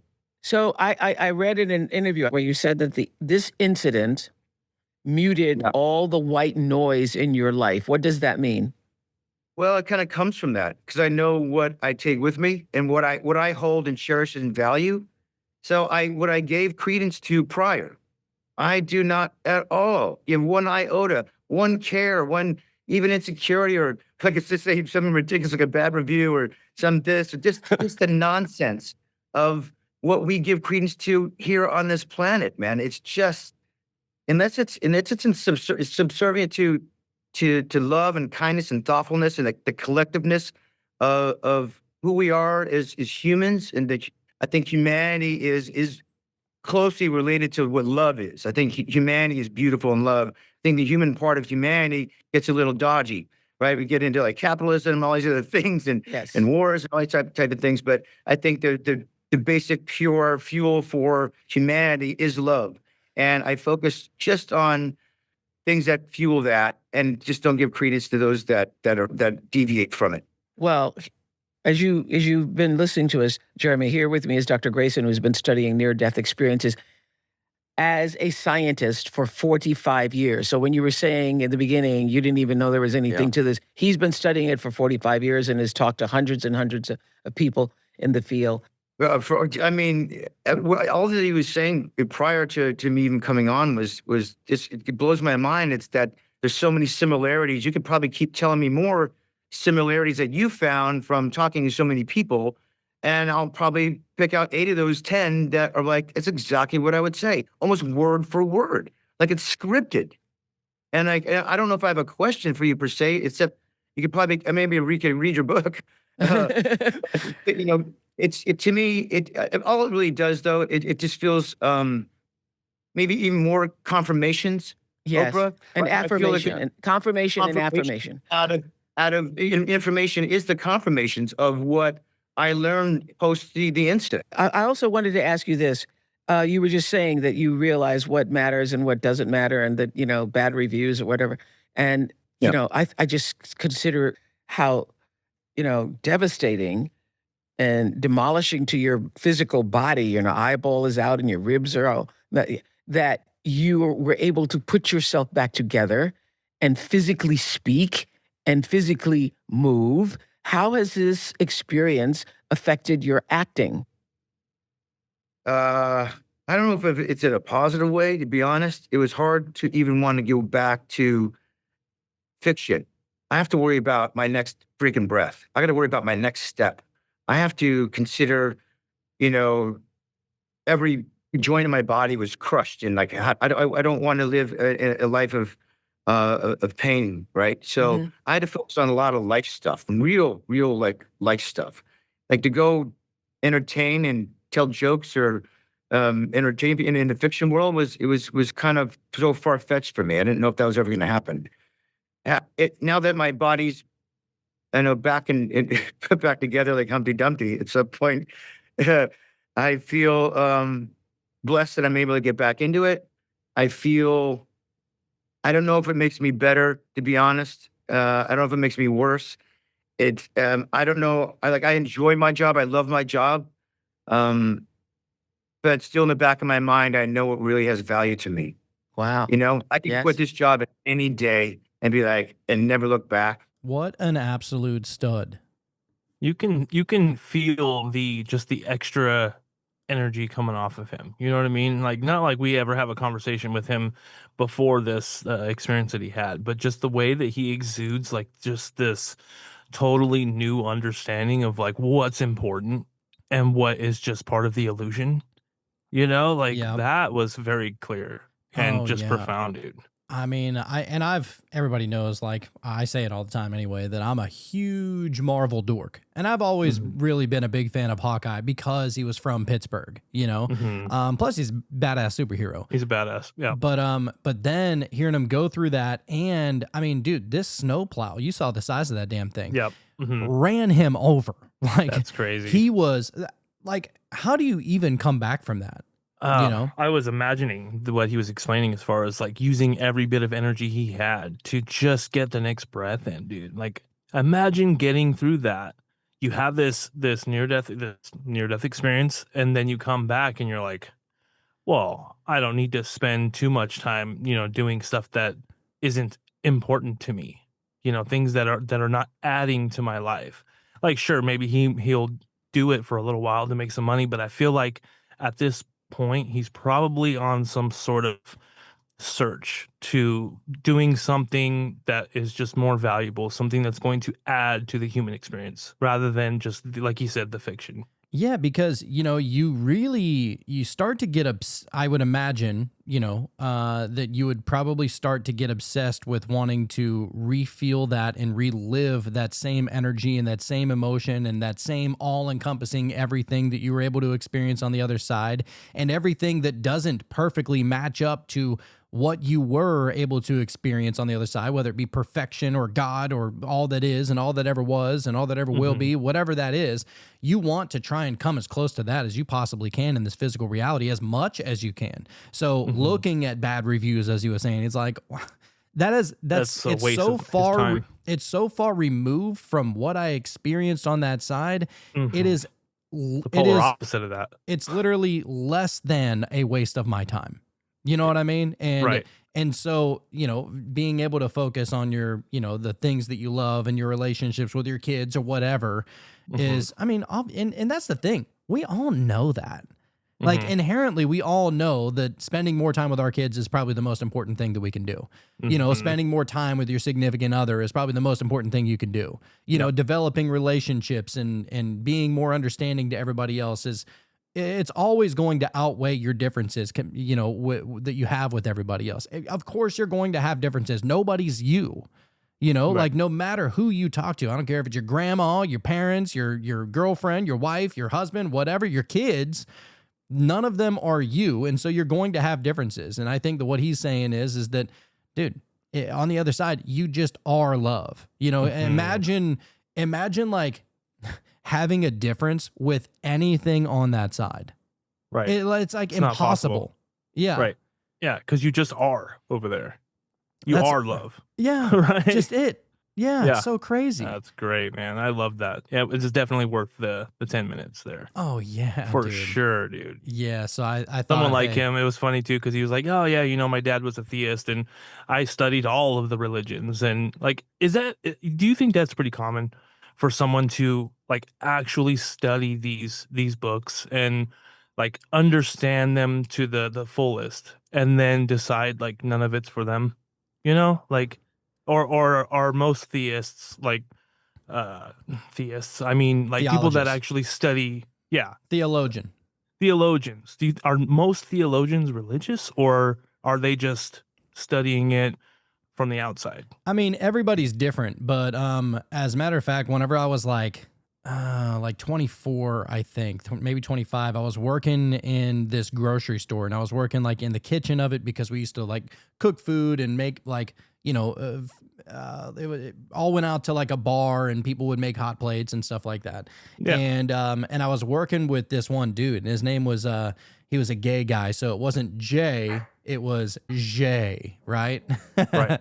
Awesome. And so he was awesome. I loved working with him. It was always such a pleasure working with somebody like that. I mean, literally like brightened everybody's day whenever you were around him. I mean, just so full of wonder, and I just love people like that. And so I was working with him, and he said that's what he went to school for. He went to school to be a theologian, right? And he was kind of just working this job part-time just because, and he goes, look, I really don't need the money. I kind of just want something to do. Right. And so I was like, all right, I don't know why you didn't pick a better job, because this is kind of lame, but we had a lot of good times over there. Yeah. And so I was talking to him, and I was asking him about his, him going to school for theology, right? And I was like, so what is the truth then? Like, you've had access to just about all of the recorded religions and the recorded, spiritualities and stuff like that. Yeah. And he goes, it's all just stories, dude. Like, that's all Right. it is. It's just like stories of people trying to imagine what it would be like. And he goes, I don't believe any of it. And I was like, not even one of them. And he goes, it's it's a cultural thing. And dude, that's just stuck with me for so long that, and that's the thing, is that you see it everywhere. Like, there might be a lot of Christians over here because, America is mainly, I mean, there's a bunch of different religions. Of course, it's a melting pot, but the majority of religious people are Christians, right? And so that's the most amount of people that you run into. And you see just how like cultural it is. You know what I mean? Like, and it seems like this is what we believe in rather than I'm searching for the truth. I want to know the truth. It's more of, well, that's what my parents believed in, and that's how they raised us. It's a cultural thing. It's a tradition, and the tradition doesn't always mean truth. I mean, of course, you can use it as somewhat of an overlay for your life. I don't even like to like talk negatively about people's beliefs.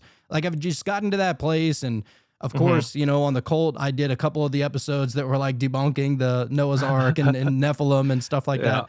I even went as far as to say that the Nephilim were fake and gay, but that was my bad. That's on you. But that's my belief, like, well, how dare you share your beliefs? What was I thinking? But, just looking at all of that, I'm like, this is illogical, but you believe it to be true. And that's whenever it clicked even more so in my mind. Oh, This is a tradition to believe this. Yeah. It's not a belief. Like there's no way you actually physically believe that because it's impossible. It's not like yeah, I'm there sure were- some do though. You know, I mean, like what- literally. like miracles only happened in this reality 2,000 years ago and none have happened since. It's like it didn't make any damn sense to me. And then I was like, oh, these people believe in it like it's a tradition. And of course, you know, you're never going to hear people admit that. But like it rhymes a lot with tradition. It rhymes a lot with cultural beliefs.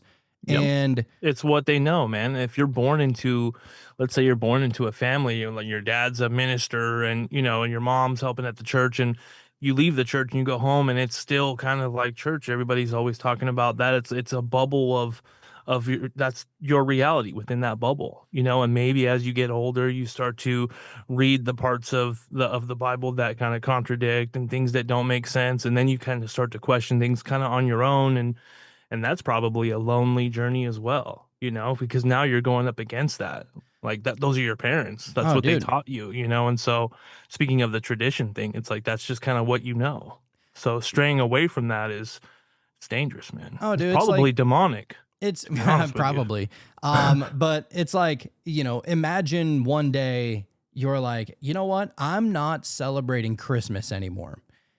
Like everybody in your family would probably come after you. They'd be like, what the hell is wrong with you? Like, this is what we do, right? This is who we are. We December 25th, it's always at grandma's house. And you know, she's going to be making this and, you know, we're going to be watching this and, you know, the Grinch is going to be on TV. And it's like, you know, we're going to be listening to a little bit of Michael Bublé or whatever it is, right? Oh, yeah. It's a tradition. Sure. And if you break that tradition, people get really mad and really upset because that's just what their reality is. That's the reality of that day is, and I love Christmas. Right? I love it too. Like it's the best day of the year. Yeah. There is no I love better that day. tradition. Yeah. It's my favorite tradition. I'll take Christmas over, and I love Halloween, but I'll take it over Halloween. I'll take it over Thanksgiving. I'll literally take it over all of the other holidays combined. Like that's how awesome I love. Yeah, dude, I mean, for me anyway. Oh yeah. But I don't know. We're on a quest for truth, you know, and sometimes maybe that truth will disagree with whatever you thought originally, but it's about breaking the cultural bounds, breaking the traditional bounds, getting out of those overlays that lay on top of your reality and seeing beyond it. And that's why I love talking about this kind of stuff because whenever you die or you have a near-death experience or you have a crazy psychedelic experience or whatever that gets you out of the realm of this reality, it don't care about your tradition. You know, it doesn't care about your cultural beliefs. Maybe initially it does just as a warm welcome to the other side. Yeah. But I don't know, man. It's just baffling to me that more people are not all over this. Right. Well, I think it's growing more and more. I mean, maybe that's just my perception of it because of the kind of the realm that we're in and the people we talk to and kind of just the people we surround ourselves with. But I do feel like people are starting to come around and starting to at least look into other things and trying to be at least more open-minded. Because to be honest, dude, I feel like that's all it takes, man. You know, as infinite as this universe is and seemingly as infinite as consciousness is, you know, to have experiences that you've never had in your entire life and all of a sudden you have a very vivid experience of, let's say you catch a download and you hear a voice, you know, and it's like because you're in a meditative state and you hear someone say something so clearly and you're not asleep, you're not dreaming, you know that this is something you experienced. This is now something that is possible. You know, it is now entered into your bubble of reality, and now what else is there?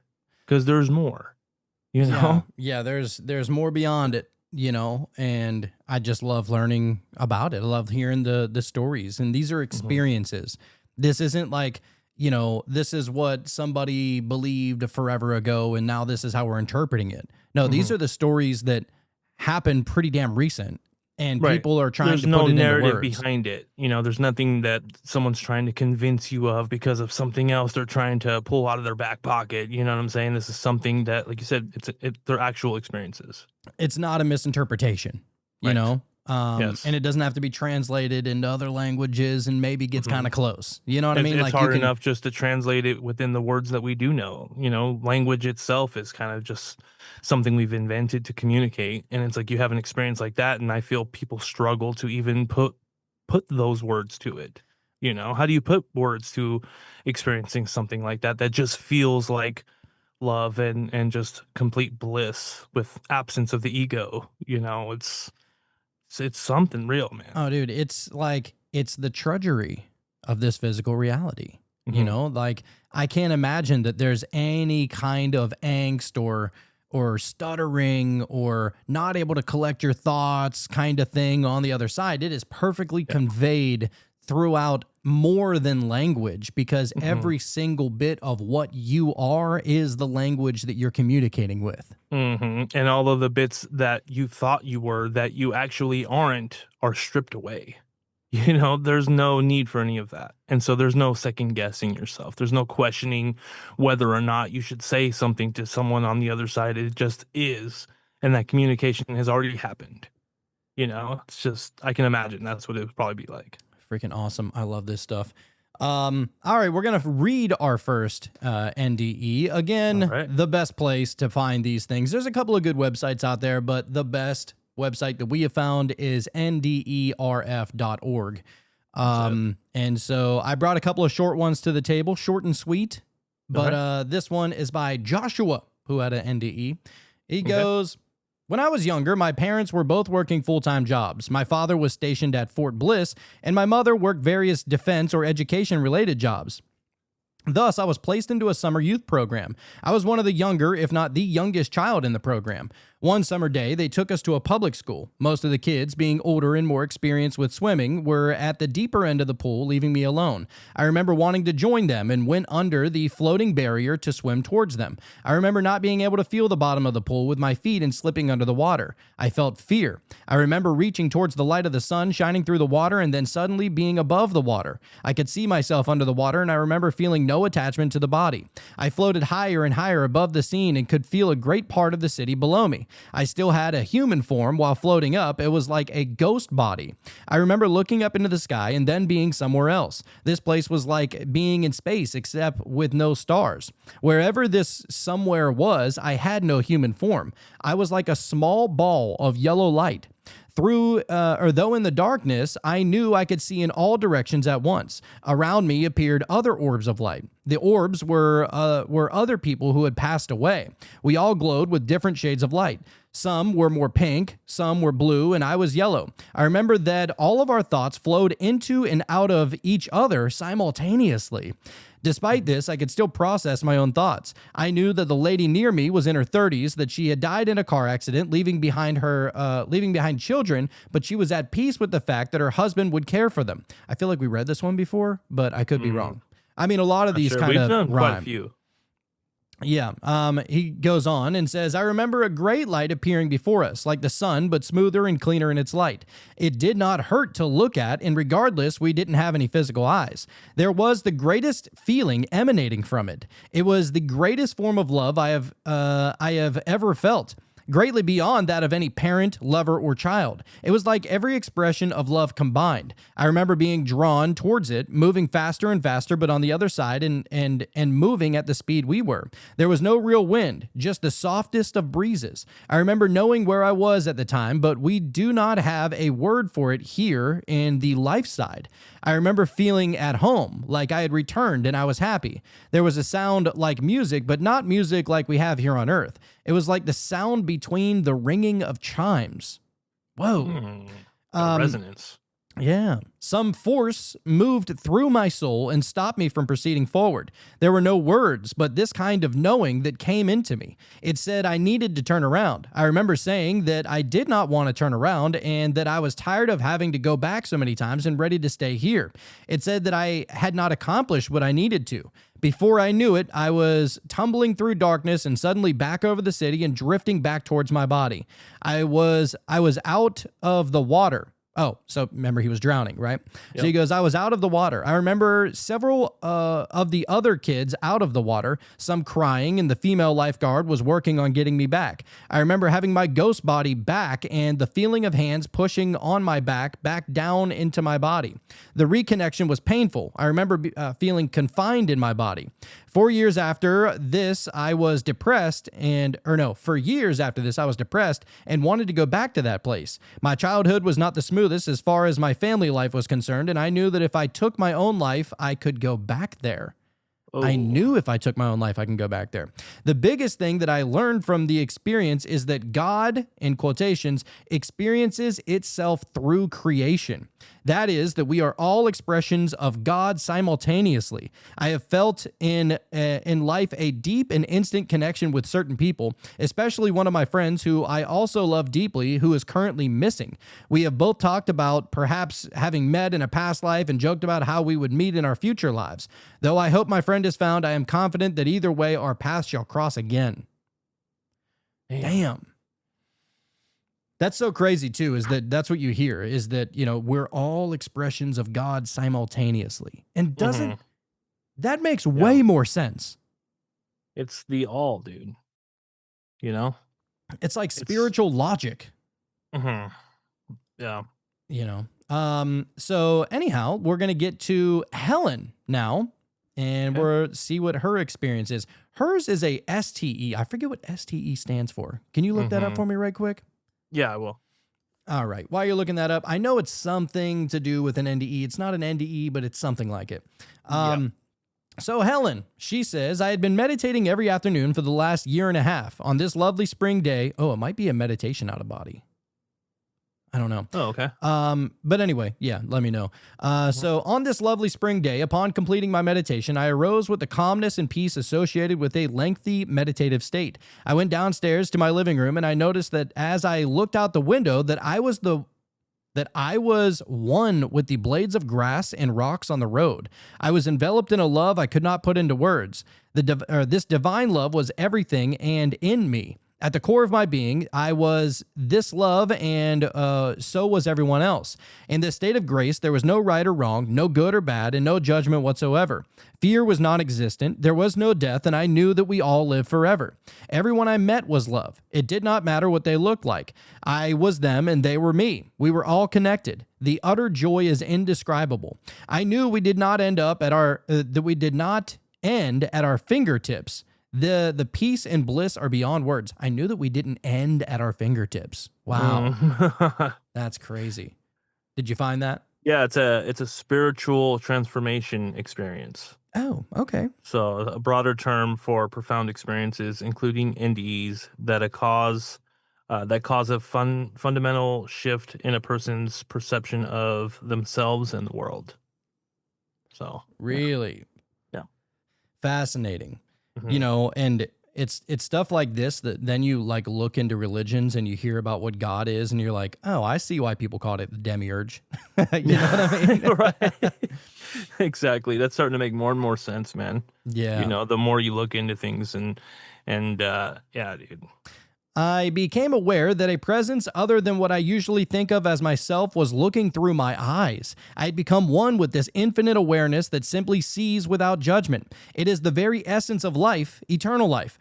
I wanted nothing, nor did I need anything. It was peace that passeth understanding. My family and friends kept asking me about this deep calmness they observed in me. I could not translate this verbally to them at the time. It just flowed through me and out to all. I began to realize that in response to questions asked, the answers came from some deep place within that knew truth. I was at a ball game in North Carolina, and my son was pitching for his college team. It was a particularly important championship game for him, and normally I would have been wringing my hands with every pitch and jumping up and down with each strikeout. This day, I found myself sitting and watching the game in a state of bliss, just indescribable. My son's girlfriend came up to me and asked if I was all right. I said, why, of course, I'm fine. She said, you seem calm. Mike has the bases loaded and you're not nervous. I replied, honey, winning and losing do not matter. Upon seeing her reaction, I fully realized she did not understand. How could she? I realized that I needed to just live it and not try to explain what I was experiencing. How could I explain that nothing was needed for all was given? I recall seeing a man who was drunk and disheveled sitting on a curb. As I approached him, I saw his true being. He was unconditional love. I felt no judgment. He was as worthy as everyone else, and he was loved as much as everyone else. I understood I was seeing beyond appearances. I also understood that this is our natural state. This is how we are meant to live. It didn't matter what I did or had. There was joy in every act, every chore, every occasion. Love and joy pervaded everything. The energy of the universe is love, and it flows through us all. We are all part of this love, and we are all one with God. For 2 glorious weeks, I went to sleep with a smile on my face and awoke smiling in utter joy. On the 14th day, I was having a conversation with my mother, and she too had noticed a change in my voice and attitude.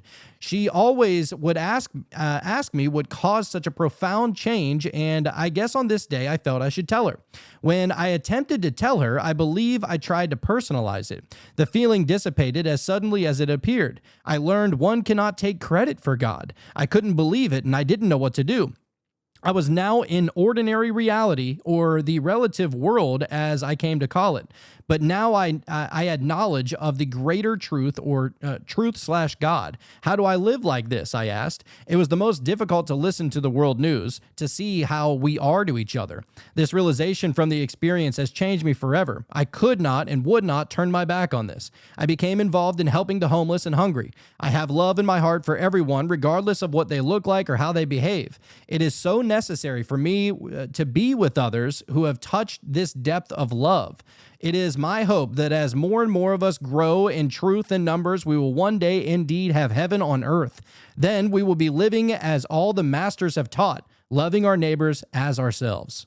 Wow.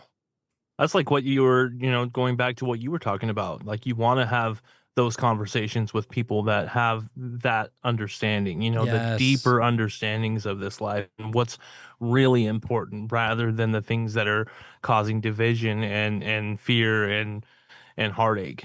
That's exactly what you were trying to say earlier. Dude, so crazy. Makes so much sense. Dude, I didn't even read that whole one before the Yeah. show. I just normally I'll read and I'll see some fun keywords that seem exciting.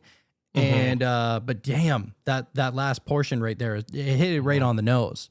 Yeah. It's not that you need people to believe what you believe in order to cement you in your own beliefs. It's beyond that. It's not that at all. It's more so that man, I just wish that I can connect with this person on this level. And just resonate. It seems like we've all had our own STE? STE, yep. Spiritual transformative experience. You've had that moment where all of a sudden things just didn't make sense, or just didn't make sense the way that they used to. And so now you're on this search for understanding, almost in a way to prevent being tricked again. You're really trying to prevent yourself from going into just some different illusion, and then and making that your ultimate reality. And then eventually you see that for what it really is, and you go, I was duped again, So now it's you're almost cautious, and you're really trying to look into everything and really figure out what is it really, 100%. Yeah, because it's real easy to get caught up in the nature of certain pieces of this reality and forget this core truth. You know what I mean? Whenever you get so pissed or so frustrated or so angry or so disconnected, it is you almost forget what understanding this means. And I think that that's probably the biggest reason why I would obviously it would be awesome if everybody just got it, and that would make this reality so much easier to live, because if you're treating everybody as if it's yourself, like you said it, it's you're not going to be a dick to everybody then, because you wouldn't be a dick to yourself. You wouldn't be a dick to God. And Exactly. it's if we all looked at it that way, rather than judging somebody for not believing this, or you voted for that person and I hate you now, and how could you not see what you know what I mean? It's man, every single little thing is just trying to divide, and and I'm gonna be honest with you. Like, I grew up playing in sports. I love a little bit of division just for the competition. Yeah. You know, Mhm. like to be honest, like just to throw out like an obscure thing, I'm a huge Steelers fan. I hate the Baltimore Ravens, but you know what else you know what I love about that? I love that I hate the Ravens.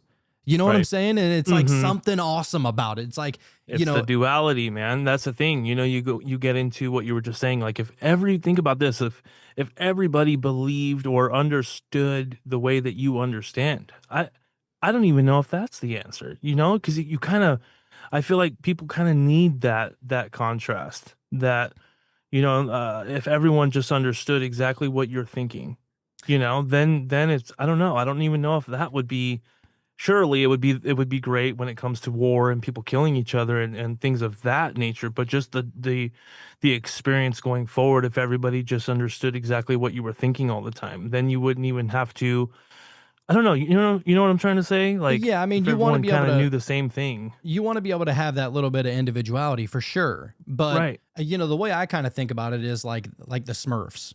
You know what I mean? Like they all like have one goal. You know, like they all live for the same thing. They're all singing la la la la la la, whatever the fuck they sing, right? Yeah. It's like they're working in communion. They're working all towards one thing, and they get along. And whenever they see each other, they almost see themselves, and that's how much they love each other, kind of Right. thing. I know that's just a stupid little, you know, cartoon or whatever, but I actually believe that there's some occult aspects behind the Smurfs. But we're not going to get into that today. I'm sure. But that's what I'm saying is that, like, just imagine if, you know, we don't all have to think the same thing, but Right. what if we all just knew the truth?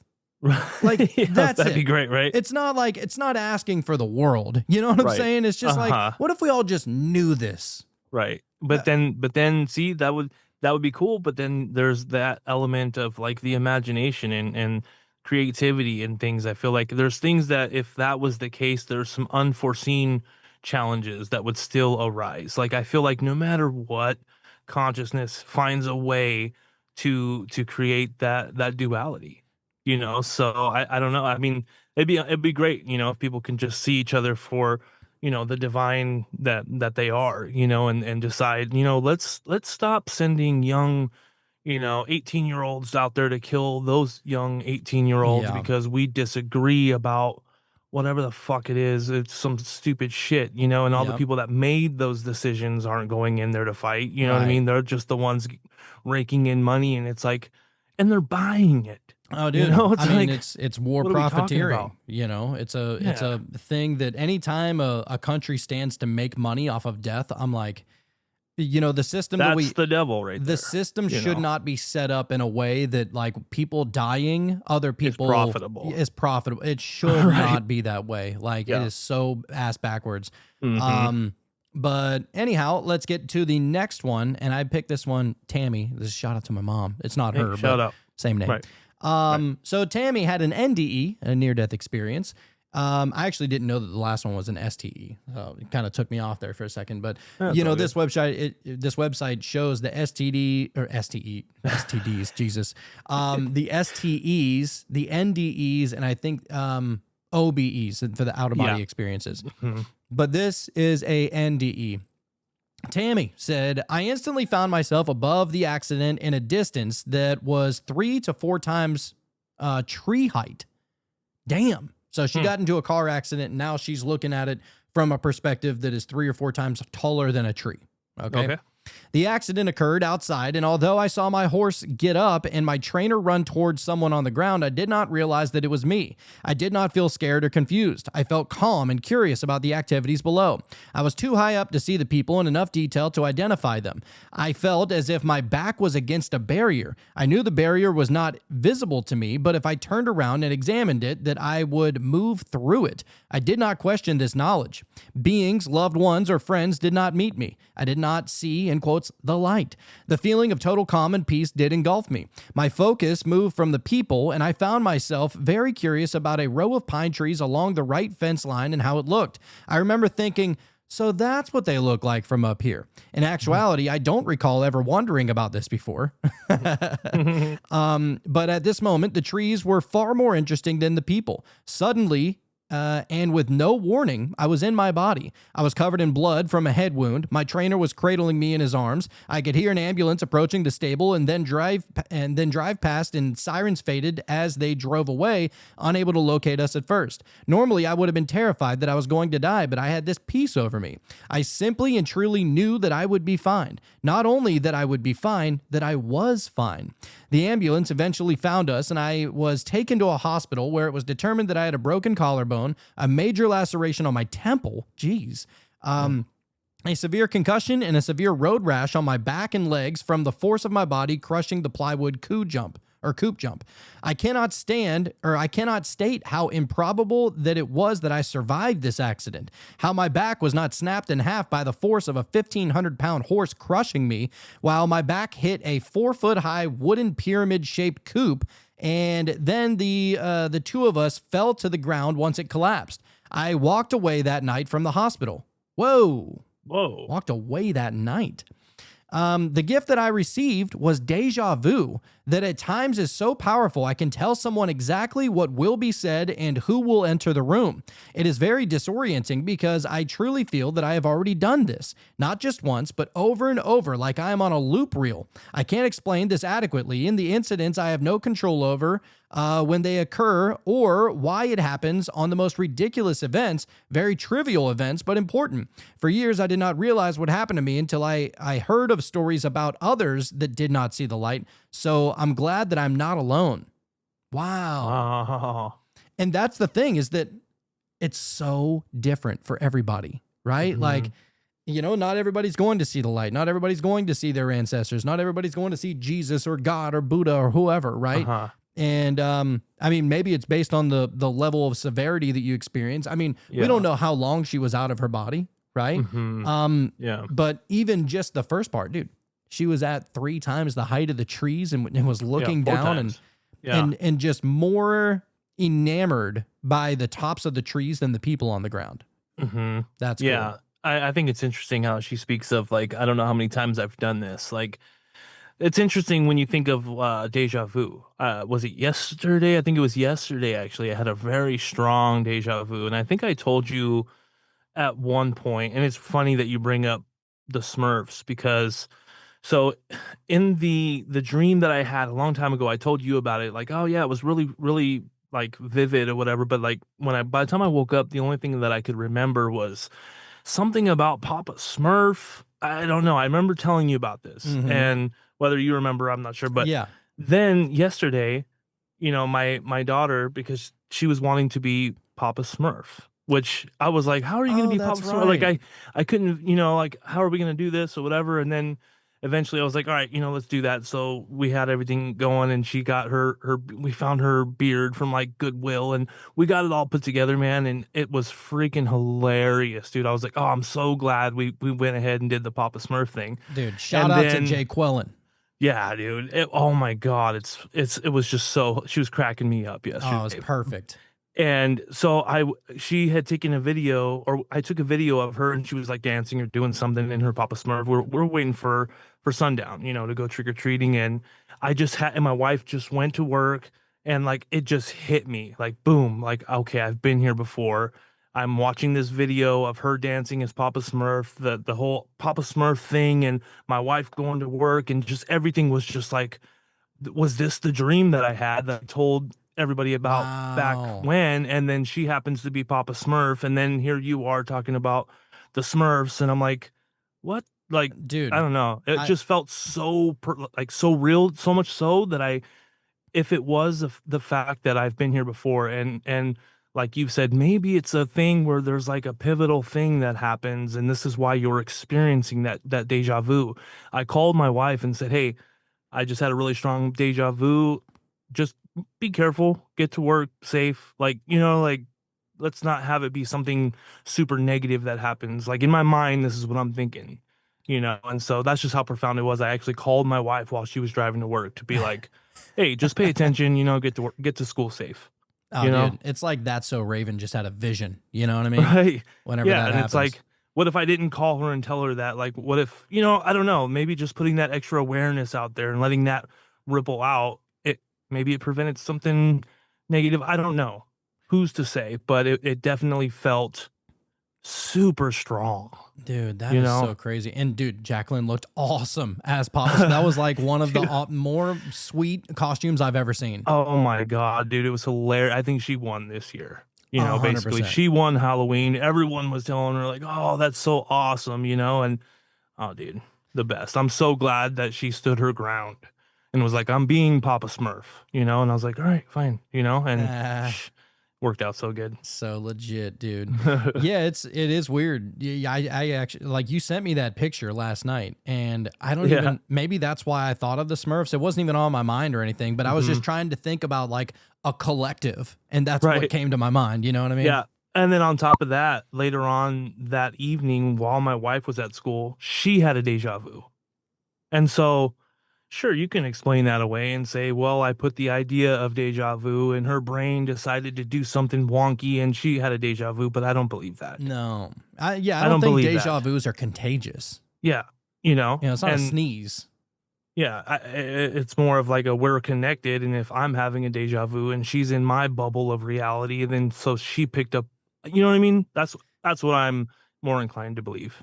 Yeah, dude. Deja vus are, how do you just explain that away? I don't know, dude. I don't know, but it felt very real. Like, oh, I've been here before. And I like the way you put it. I really like your kind of interpretation of that. Like maybe this is just one of those pivotal moments where something can go one, like a fork in the road, or maybe multiple forks in the road, but like, it's just one of like everything right before this was kind of going to happen the way it was going to happen based off of what we were doing. And then all of a sudden, okay, here's a little space here where you can either go here, or right down the middle or whatever, and this is where it happens. And this is why you feel that deja vu. Like I've been here before. I mean, and a lot of them, I'm not going to lie, a lot of them definitely seem almost insignificant. Yeah. Yeah. Damn, it's weird that you just thought of that same word. But, but yeah, it doesn't, some of them just like, like, okay, so what? I remember this of all things, like whenever I first moved into my apartment in Texas, it was like the strangest deja vu. Like I knew I was here before, and some of them stick out more than others. Like I don't remember the majority of them. It's like trying to remember a dream, but it is a weird paradigm shift because it almost, it removes you from like, what you thought about reality. And then it's showing you something else. Right. And maybe that's all it's supposed to do. Maybe it's just a little reminder that, this reality, there's something extra going on here, and I think that that's the same reason why people have NDEs or people have dreams at night and stuff like that. It's like, it almost feels like you're out of body when you have a deja vu. That's what it's doing. I feel like, maybe not necessarily you're going to go out of body and be, 4 trees up and this and that, but just in the same sense of pulling you out of your, just almost like your automatic going through the motions. It just stops you and you go, like, I literally stopped what I was doing, brought me out of just whatever mindset I was in, just kind of doing whatever, making videos and whatever. And it just pulled me out of that. And I go, wait a minute, and I think that's all it's for, really. It's just to kind of like just another little awareness exercise almost. Yeah, it's weird because it does pull you out of the current moment, but almost thrusts you so forward into the current moment than you even were before. Right. Yeah, like it would just it made whatever thing was happening, it just made it feel even more significant, I know we've had you were saying some of the deja vus are you're doing something insignificant, but because you had the experience, it just gave a little more significance to what you were doing. Yes. Yeah, it makes it more magical. Yeah. So anyhow, next one we're going to get to is Luis, who it says probable NDE. Okay. That's interesting. Wonder what makes it probable and not definite. Yeah, I don't know. I mean, your heart stopped or it didn't, right? You would think. Yeah, well, let's see what he has to say. It is a bit of a longer one. Jesus. All right. Well, that's fine. I like the more in-depth ones anyway. But this is the last one of the night. It says, from Luis, it says, I had been dealing with, it was edited and approved because it was transcribed. So Luis probably spoke not English. Okay. But said I had been dealing with a breathing problem when I was asleep, and I would wake up in the middle of the night gasping for air. It would happen about once a week, and I'd just have to sit up quickly and wait a few seconds, sometimes longer, until I could breathe normally again. It became kind of normal for me, but then one night it didn't go away. I woke up like before, but this time I struggled to catch my breath, gasping harder than usual. My wife was exhausted with her own issues sleeping, so initially I didn't want to wake her thinking it would improve. But something felt wrong. Panic set in, and when I turned to the left to wake my wife up, I heard a female voice say, "Relax and let go. All is well." Wow, that's wild. And then I was both looking at my body and still in it, though the feeling of panic disappeared. The voice I heard was calm and gentle. It was a female voice. I can't really describe it because it was unlike anything I'd ever heard. Metallic sounding is the only way that I can say, but it was still feminine. So one moment I was struggling to breathe, and the next I was watching myself. Then I heard the voice again, the same exact words. "Relax and let go. All is well." This time I could pinpoint the location of the voice. It came from the right corner of the room, right behind the physical me. When I turned my body to look in that direction, I saw a translucent, bluish, fluorescent, clear energy being. Whoa. Wow, Pleiadian maybe? All right. Yeah.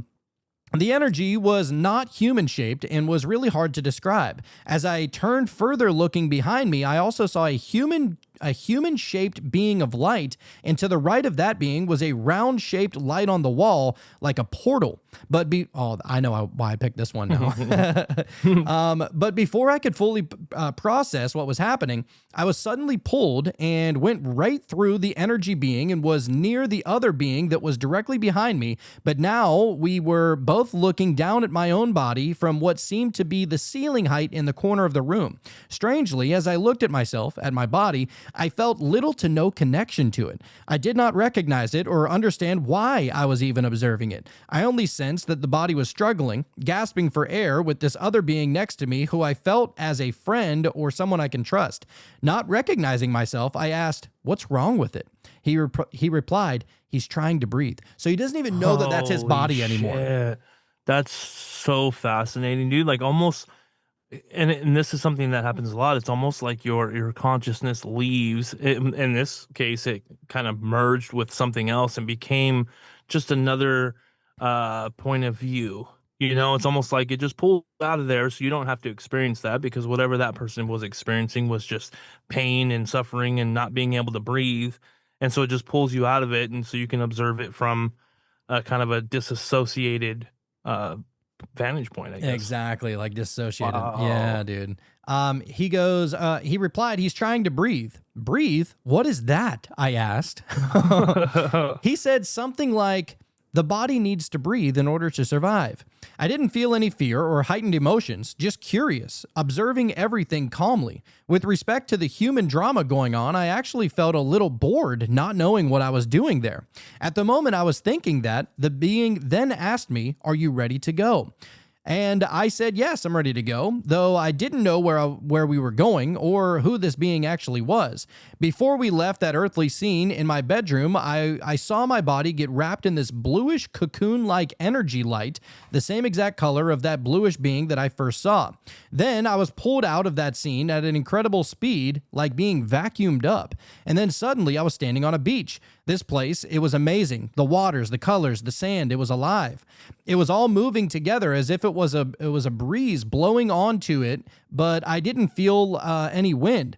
To me, it felt like a breeze coming in and creating something like music, and everything was moving to it, synchronized like a symphony. It was just beautiful. I was looking at the sand, and I felt like I was part of and one with the sand. Interestingly, I could see all of the sand and every grain of sand individually somehow. I feel like I read this one before. Yeah, maybe. I don't remember. It's awesome, though. I could even talk to the sand, and the sand was also communicating with me. They were asking me to come and touch it and feel it. The same thing happened with the water. I was connected to it. The water was different, more substance and solid, and I didn't get wet. That's the way I would describe it. The water was communicating with me too, inviting me to come into it, and so I did, and it felt like it was healing me. I felt the love from it. Again, it was just indescribable. There was no sun, but the